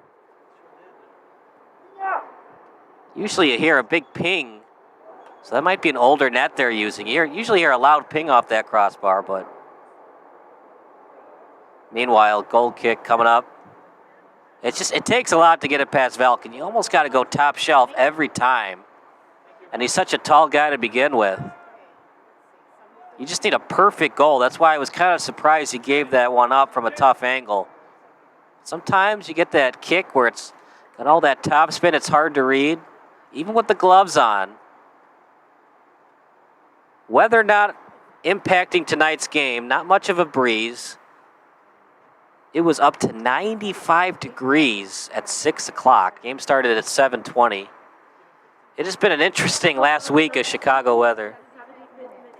Entering the match, number 19, Adam Mann. Exiting the match, number 20, Shannon Seymour. That's 19 for 20, 77 minutes. Seymour will take a seat. His day is done, unless we go to overtime. Steel City was offside. Tried to sneak past the referee, but the referee said, nope, you can't do that. That's cheating.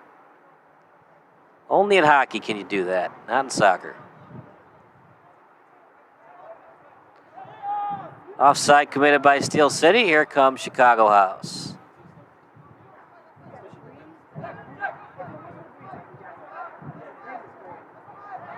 Not a bad game played by Chicago House. Two evenly matched teams. Just got to get those shots on net. I mean, that's really what's hurt them tonight. They've had their opportunities. Maybe a little bit less passing. Soccer is just a beautiful game because it's not like hockey where it's crash and net philosophy. Shoot, shoot, shoot. Get it past the blue line and shoot. Soccer's interesting because you always want to have a lot of nice passes, be creative, always keep the goalie off guard. It's not really a crash and net philosophy like hockey is. I think that's why they call it the beautiful game, among other things. It takes a beautiful way to score. And sometimes, though, you can get too creative with it. And it leads to not getting shots on goal when you probably should have been a little bit less creative and a little bit more assertive and kicking that ball into the net, at least attempting to.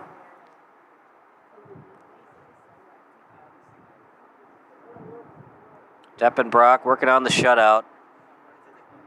This is when the referees have to be cognizant of delay a game. Teams will try to waste time as much as possible. Up by a goal.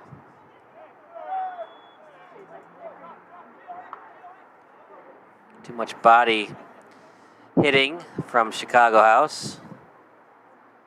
You can go after the ball, but you cannot push the person off to get the ball. Slow to get up. We'll take a 30-second break. Hope he's okay. Still slow to get up, though. You hate to see if it's a concussion. We'll see we'll figure out what happens after this commercial. You're watching Steel City against Chicago House here on SBS. This is Sports Broadcast Solutions, a broadcasting network for everyone. Check us out at sportsbroadcastsolutions.com and become part of the digital. So he's going to be all right. Not a concussion. He was slow to get up, though, and you always wonder about that. But he'll be fine, and we'll play on. 77 minutes of excellent soccer here in beautiful Chicago. We're at 31st Street, about 4.5 blocks from Guaranteed Rate Field. The text line's still open. Can you name, without using Google Maps, can you name the famous intersection where Guaranteed Rate Field is located? Now, for Wrigley, Waveland, and Sheffield. Well, Clark and Addison, but if you sit in the bleacher bums or behind them in the apartment towers, Sheffield and Waveland.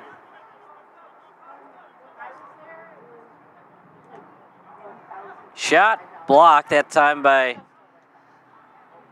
Steel City as that shot goes wide. Try to get it on net. Having trouble with that.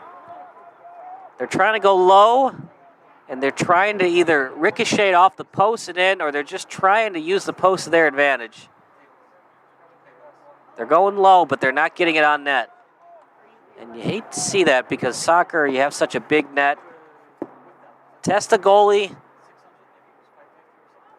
See if you can get a piece of it. Going wide every time. It stinks, and also it can be kind of demoralizing because you try to second guess yourself. You think, oh, am I good enough for this game? I can't get it on net. What's going wrong? You second guess yourself.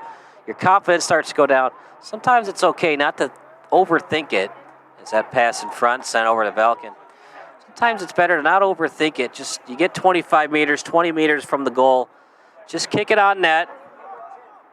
Try not to go high all the time, but, get it on net. Doesn't always have to be right in front. Ooh, almost a handball. Whew, that was close. Hayes put his hands toward it, and then he pushed him away at the last second. Now at the halfway line, now played by Chicago House. They've got numbers. Great move. Trying to set up in front. Ball loose to the corner, and no one home to retrieve it. Goal kick coming up. Less than 10 minutes remaining for Chicago House to try to get the equalizer.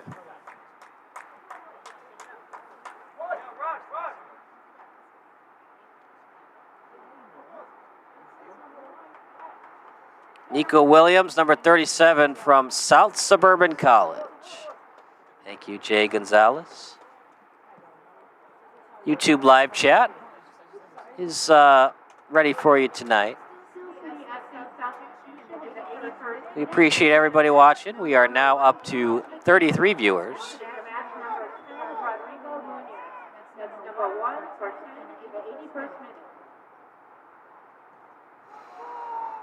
Kick near the center line, stolen away by Chicago House. Now played over to Steel City.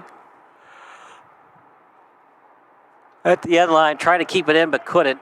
And it's a goal kick coming up for Valken. He's going to speed up the process here. They got to get onto their attack. They got to start getting some shots on goal. Time slightly running out for Chicago House AC.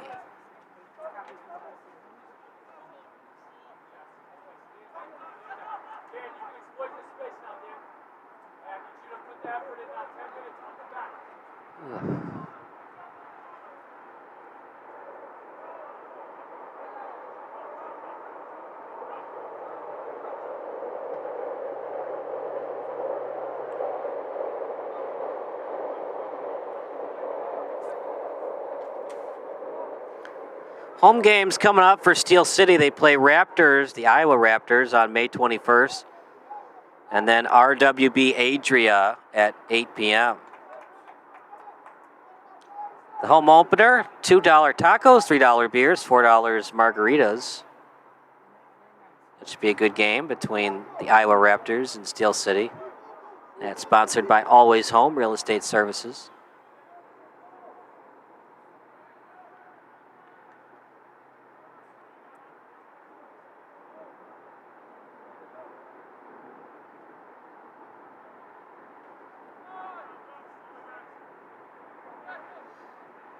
Chicago House AC, it's a great program. It's community first, Chicago Professional Soccer Club, led by CEO Peter Wilt and owned by Lindsay Morgan Sachs.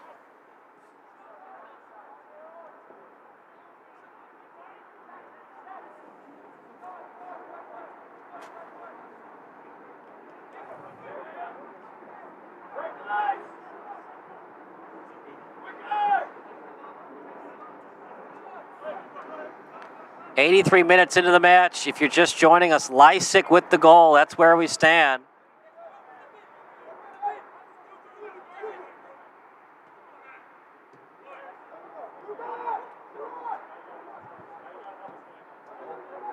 Lysick wasn't ready for it. Somehow got a piece of it. He cheated up a little bit too much.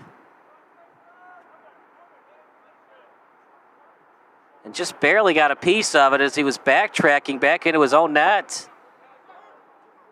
Mistake by Valken. He's been great, but you don't want to make silly mistakes like that. Give your team a chance to get the equalizer. No pulling to get a goalie, obviously, in soccer.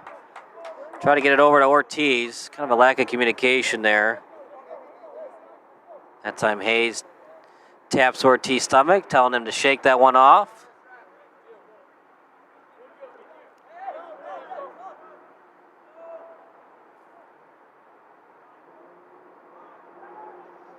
Ball about 20 meters away, stolen away by Chicago House. Now at the end, now at the sideline, give and go action. Now at the center, now played by Steel City. at the midline now. Stolen away by Steel City and now played by Chicago House. CH with it. At the center line, off the left foot. Now played to the yellow line. Tap pass over to the sideline. Giving it up to the corner. And Chicago House still with it. Last touch by Steel City. Corner kick coming up. Not going to say the last chance to get back in this, but a golden opportunity. But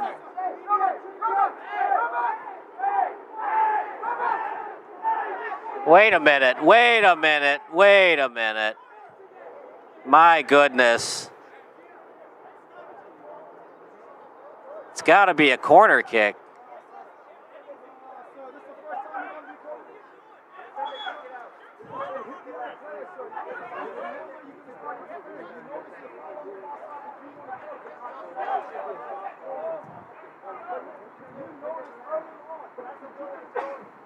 I was like, what is going on? Now that sucks for Chicago House. That's a minute wasted, but I'm sure the ref will make up for it with extra time. I was like, there's no way that's a live ball, a goal kick. That was clearly off Steel City. Got to keep it fair here. The official knew it, and they tried to pull a fast one on the Sir, and the Sir said, I don't think so. Clearly a corner kick. Just a beautiful night in the city of Broad Shoulders. We're about, I don't know, if you want to take the side roads, about a 10 to 15 minute drive from the downtown area, 20 minutes away from Merchandise Mart. The third most populous city in the great country of the United States. And we're playing the oldest sport tonight, soccer, or as the Europeans say, football.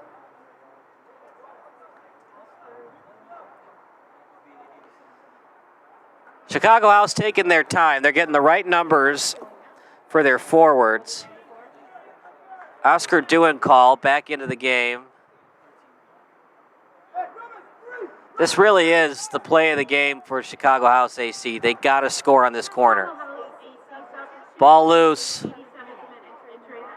Chicago House trying to maintain possession. What's the call? Last touch by Chicago. Well, you don't blame them for wanting to take their time like that.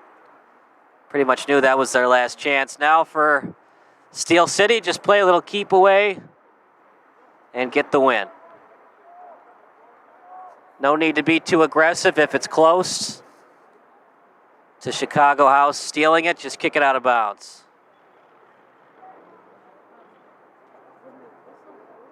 Got to get the ball off in 30 seconds, otherwise it's delayed game. They do. Overhead pass. And now the midfielders are going to have to cheat up. Valkin's got to hurry, and he kicks it over to his teammate. Chicago House on the rush, nearing the 88th minute. No choice but to be aggressive there, but definitely got a piece of the foot before the ball arrived. Interference, and it's going to be Steel City ball. Lysick, what a shot that was. Past Valkin to get the lead and most likely the win.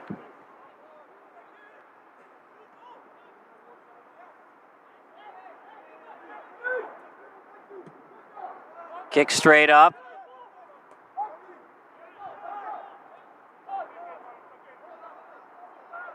Now played near the midline. Chicago House AC trying to tie this one up. Duencole had it. Now to the sideline. Played by Chicago House at the boundary. Takes his time. Now set up. About 15 meters away from the goal. Still with it. Dribbled up. Stolen away. They're going to kick it out of bounds. At least try to. They can't get it out. And now Chicago House has to do their best to keep the ball in bounds.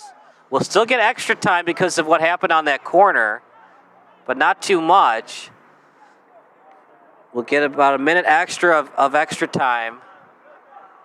And remember, Chicago House took their time, about 2 to 3 minutes on that corner. I understand why they did it, but now they really have to hurry.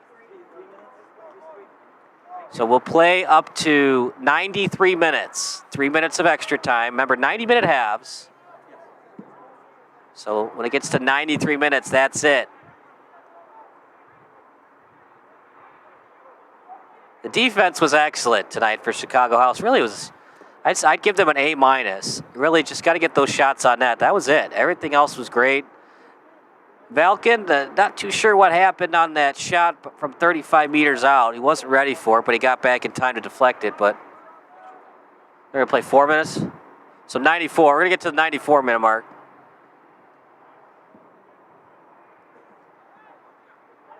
Played by Chicago House.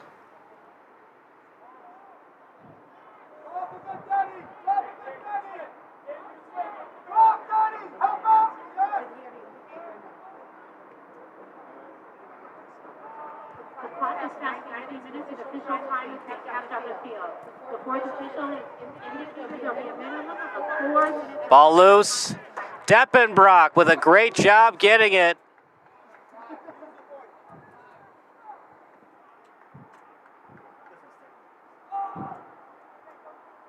Deppenbrock's made some saves. Valken's been tested more, so if I had to pick which netminder was better, probably Valken.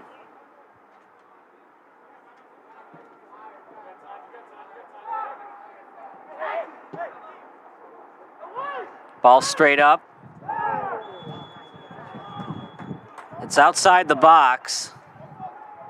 It's close, though. It was almost in the box. That would have been a penalty kick.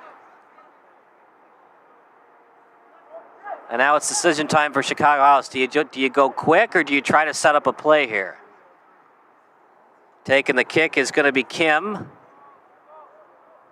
As Kim takes his time. I think you just try to break through the wall. What some people try to do is they'll kick it straight at the wall. Now what's going on? Some pushing and shoving. Surprised that wasn't a red card. Tries to break through the wall. Can't get it on net. That's just been the story today for Chicago House. Excellent kick. But maybe you're overthinking a little bit, putting a little bit too much on it, and it's going wide and high. You can't score if you can't get it on net. Easier said than done, obviously, but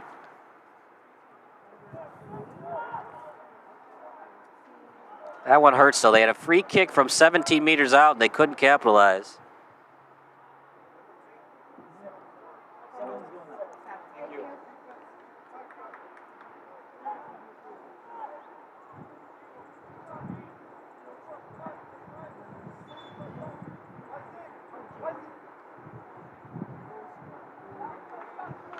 By the way, it's 7-1 Yankees, so I feel bad for all those people at guaranteed rate right now.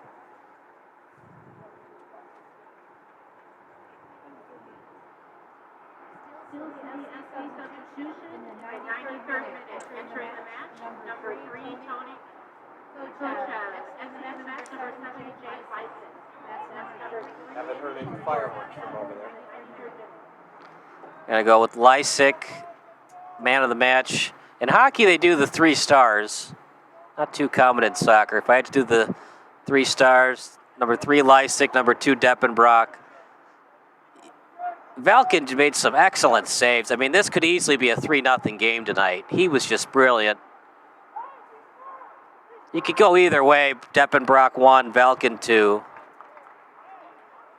But, I mean, Valken was just phenomenal. I mean, you got to remember, Chicago House was playing off their heels for the first 10 minutes. And I don't even think that Steel City's going to try this free kick. I think they're just going to try to kick it out of bounds.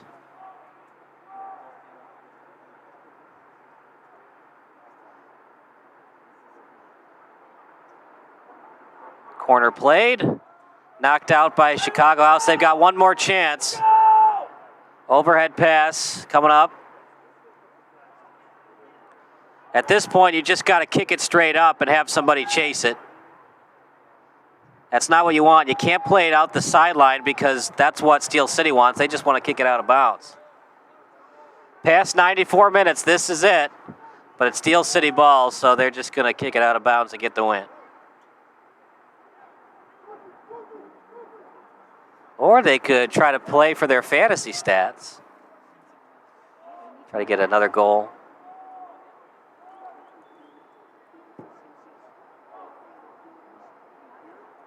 Hey, you know what? It's a semi-pro league. Try to have some fun. In a playoff game, they'd probably just kick it out of bounds. That'll do it. Velkin can't believe it. He had a great game, but not enough, as the offense was not there for Chicago House. They just could not get enough shots on net, and that does it. A 1-0 win for Steel City. We'll go to break. Post-game interviews coming up next. You're watching Steel City against Chicago House AC. Final score, Steel City with the win, a 1-0 shutout. Sports Broadcast Solutions is a broadcasting network for everyone. We broadcast sporting events for people of all ages, including adult leagues, high school leagues, and kids. Complete with professional-looking graphics, broadcasters, color analysis, and commercials. We do pre- and post-game interviews with the players. In addition, Sports Broadcast Solutions does highlight films, including college recruiting reels, highlight films you'd see on sports news programs, and just simply highlight films for fun. Sports Broadcast Solutions also provides raw footage and live streams if you'd like. Subscribe to us and listen to our professional talk videos about relevant topics in the pro and college ranks. Whatever your sports broadcast needs, contact us at sportsbroadcastsolutions.com and become part of the digital world. It's May 26, 2002. Game 4 of the Western Conference Finals is taking place between the Sacramento Kings and the Los Angeles Lakers. With the Lakers down by 2 in less than 10 seconds remaining, one of the NBA's winningest franchises is very close to succumbing to an insurmountable 3-1 deficit. And while the Kings are in a great spot to win on the road, they probably shouldn't even be in this extremely stressful situation. If the Kings can hold on for the win, they'll be one step closer to reaching the NBA Finals for the first time in over 50 years. All they need is a defensive stop without fouling. And for the Lakers, they need a clutch contested shot to avoid losing their second straight home game against their in-state rival. But there's so much more happening here besides a potential 3-1 series edge or 2-2 series tie. To fully appreciate the magnitude of what happens next for both teams' fan bases, we have to do our due diligence. We have to research as much as possible. In layman's terms, we need to rewind.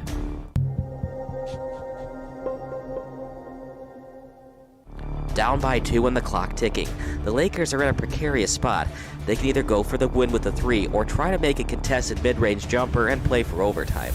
The Lakers used to own the Kings in the postseason. Shaquille O'Neal even compared the team to their female counterpart in the monarchy system. We're not worried about the Sacramento Queens. The Kings are now playing the Lakers for the third straight time in the postseason. After nearly pulling off an 8-seed versus 1 upset in 2000, Sacramento is trying to avenge last season's playoff sweep at the hands of the two-time defending champions. Going into the 2002 postseason, the Kings were 0-5 in all 5 of their road games at the Staples Center.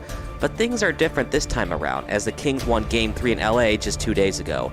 And with summer less than a month away, the Kings are seconds away from taking a very important 3-1 edge. But the team with the Western Conference's best record shouldn't be in this spot. Let me explain. Sacramento led by 20 points at the end of the first quarter, and they increased its cushion to as many as 24 after a dunk by Hedo Turkoglu gave his team a 48-24 lead early in the second quarter. The Lakers then made it respectable by becoming lethal from downtown. 6 of their last 8 points were via the three-pointer, including a buzzer beater by Samaki Walker at the end of the first half. Still, the Lakers are nowhere near their usual dominance against the Kings. A 14-point halftime deficit is certainly better than 24, but with Mike Bibby scoring 15 of his 18 team-leading points away from the three-point line, the Lakers are basically getting destroyed off the dribble. Every single Lakers starter has a plus-minus worse than a -5. Devion George's 7 points off the bench are quite possibly keeping Los Angeles in the game, and for the Kings, they could practically smell a trip to the NBA Finals. All they have to do is hang on for the dub. A 65-51 lead at halftime doesn't guarantee victory, of course, but the Kings can smell blood after getting swept by the Lakers during last season's Western Conference semifinals. The Kings are one step closer to achieving something they haven't done since they used to play in Rochester, New York, reach the NBA championship round.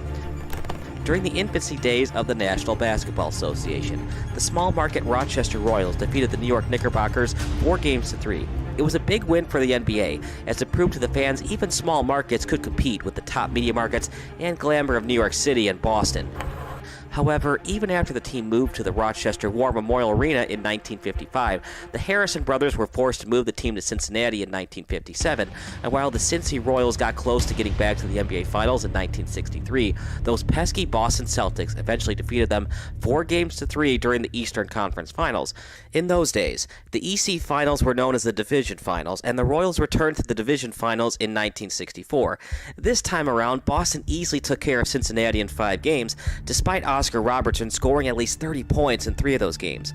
Robertson, Jerry Lucas, and the Royals returned to the playoffs 3 straight seasons from 1965 to 1967, only to meet their kryptonite in the Philadelphia 76ers and the aforementioned Celtics. And by the time 1972 came around, the Kings were forced to relocate between Kansas City and Omaha, Nebraska.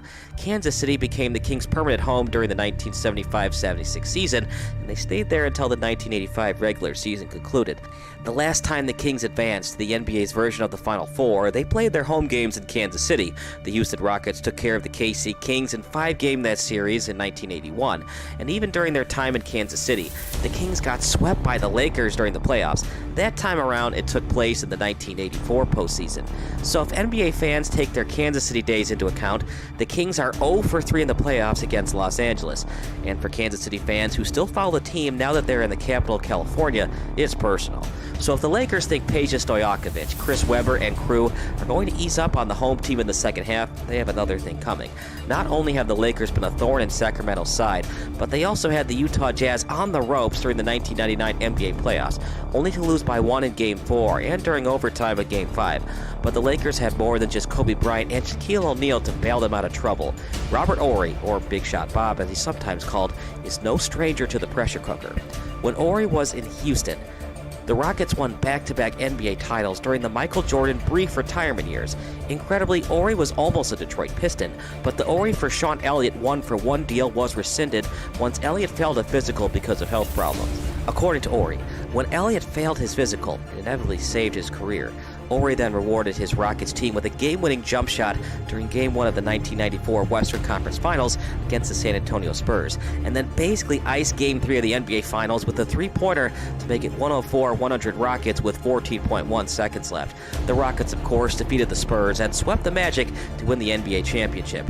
Horry, Clyde Drexler, Hakeem Olajuwon, and the Rockets then rallied as a 16 in the Western Conference to win a second straight NBA title in 1995. However, after coming short of a three-peat in 1996, Houston's front office decided to move Horry, Sam Cassell, and a couple of other players to Phoenix in exchange for future Hall of Famer Charles Barkley. The Phoenix trade didn't work out that well for Horry, and after Horry had a notable on-court altercation with head coach Danny Ainge, Horry's towel throw at his head coach made his days in Phoenix numbered. The Lakers pounced at the chance of acquiring a 2-time NBA champion, and only cost them Cedric Cabellos in the 1997 deal. The Horry trade was done to give the team more of a veteran presence than a legitimate scoring threat, as Big Shot Bob averaged more than 11 points per game in just one of his Houston seasons. However, while not a big factor in the postseason the last 2 NBA Finals for the Lakers, Horry was still big against the 76ers during the 2001 Finals. 12 of his 15 total points came during the fourth quarter of Game 3. During Game 4, Horry knocked down 3 of the Lakers' 10 three-pointers en route to the win. Would Horry be needed down the stretch of this crucial Game 4? Quite possibly, since he basically stole away the starting power forward job from Samaki Walker, and by the time the third quarter ended, Horry was once again a thorn in the opponent's side. The last 3 points of the quarter came because of Horry, as the former Rocket and Sun drained 3 of his 4 shots from the free throw line. Just like that, the once proud 65-51 lead for the Kings is now just 80-73 entering the fourth quarter. But the Kings need more from Bibby if they're going to notch the victory. After scoring 18 in the first half, Sacramento's starting point guard has become a ghost. Bibby scored just 3 points in the second half, and the Kings now have to rely on Vlade Divac to get them critical buckets down the stretch. In a twist of fate, Divac used to play for the Lakers, but when Kobe Bryant was drafted by the Charlotte Hornets in 1996, Lakers general manager Jerry West fleeced the Hornets with the trade of the century by giving them Divac for the 18-year-old Hooper.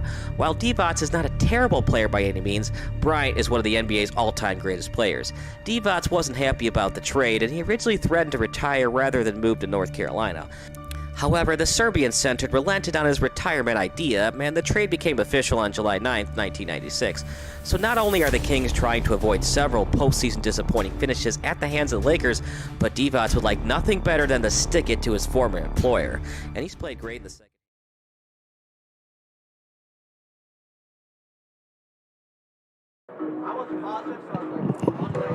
Welcome to the post-game show brought to you by Sports Broadcast Solutions. My name is Kyle Smith, but mine doesn't matter. This young man matters. A.R. Smith, the captain. A tough loss, 1-0 to Steel City FC. You guys played hard, having some trouble getting some shots on net, though. Have you guys been working on that in practice? We've more so been trying to build an identity without the ball. We know we have players that can play. We know we have playmakers. We're more so trying to figure out a way to become a unit so that we can defend as one team as well as attack as one team. Not so much emphasis on going forward to goal yet, but goals will come.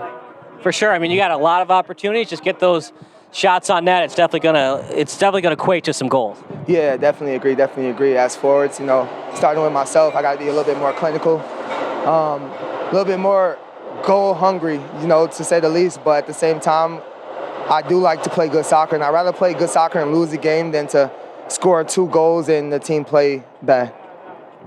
Always a teammate. That's why you're the captain. It's always about the team, not about you. Selfless, not selfish. I love it, AR.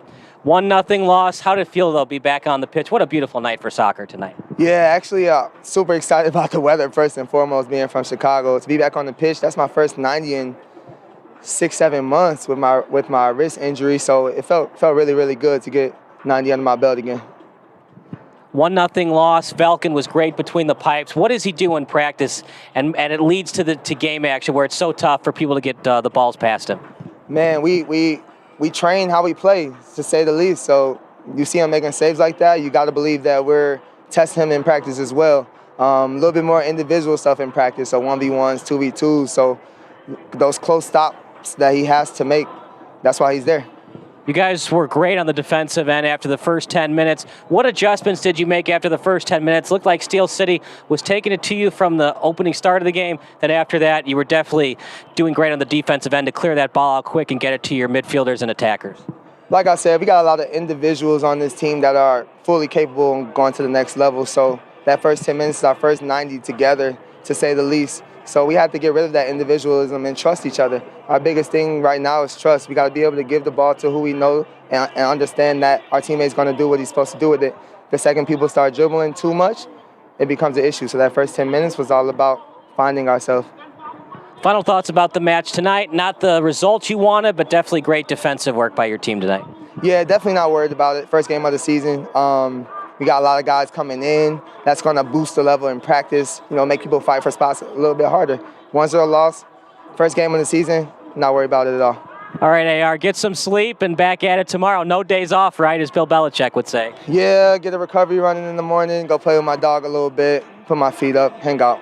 All right, that's A.R. Smith. That does it for our post-game show. So for Chris Angela, Bob Vilsaway in our studio, I'm Kyle Smith signing off. A 1-0 loss for Chicago AC, and we'll see you next time on Sports Broadcast Solutions.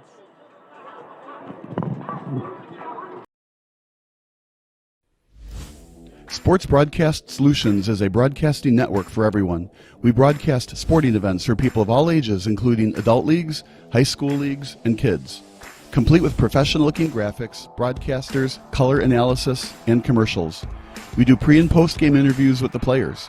In addition, Sports Broadcast Solutions does highlight films, including college recruiting reels, highlight films you'd see on sports news programs, and just simply highlight films for fun. Sports Broadcast Solutions also provides raw footage and live streams if you'd like. Subscribe to us and listen to our professional talk videos about relevant topics in the pro and college ranks. Whatever your sports broadcast needs, contact us at sportsbroadcastsolutions.com and become part of the digital world.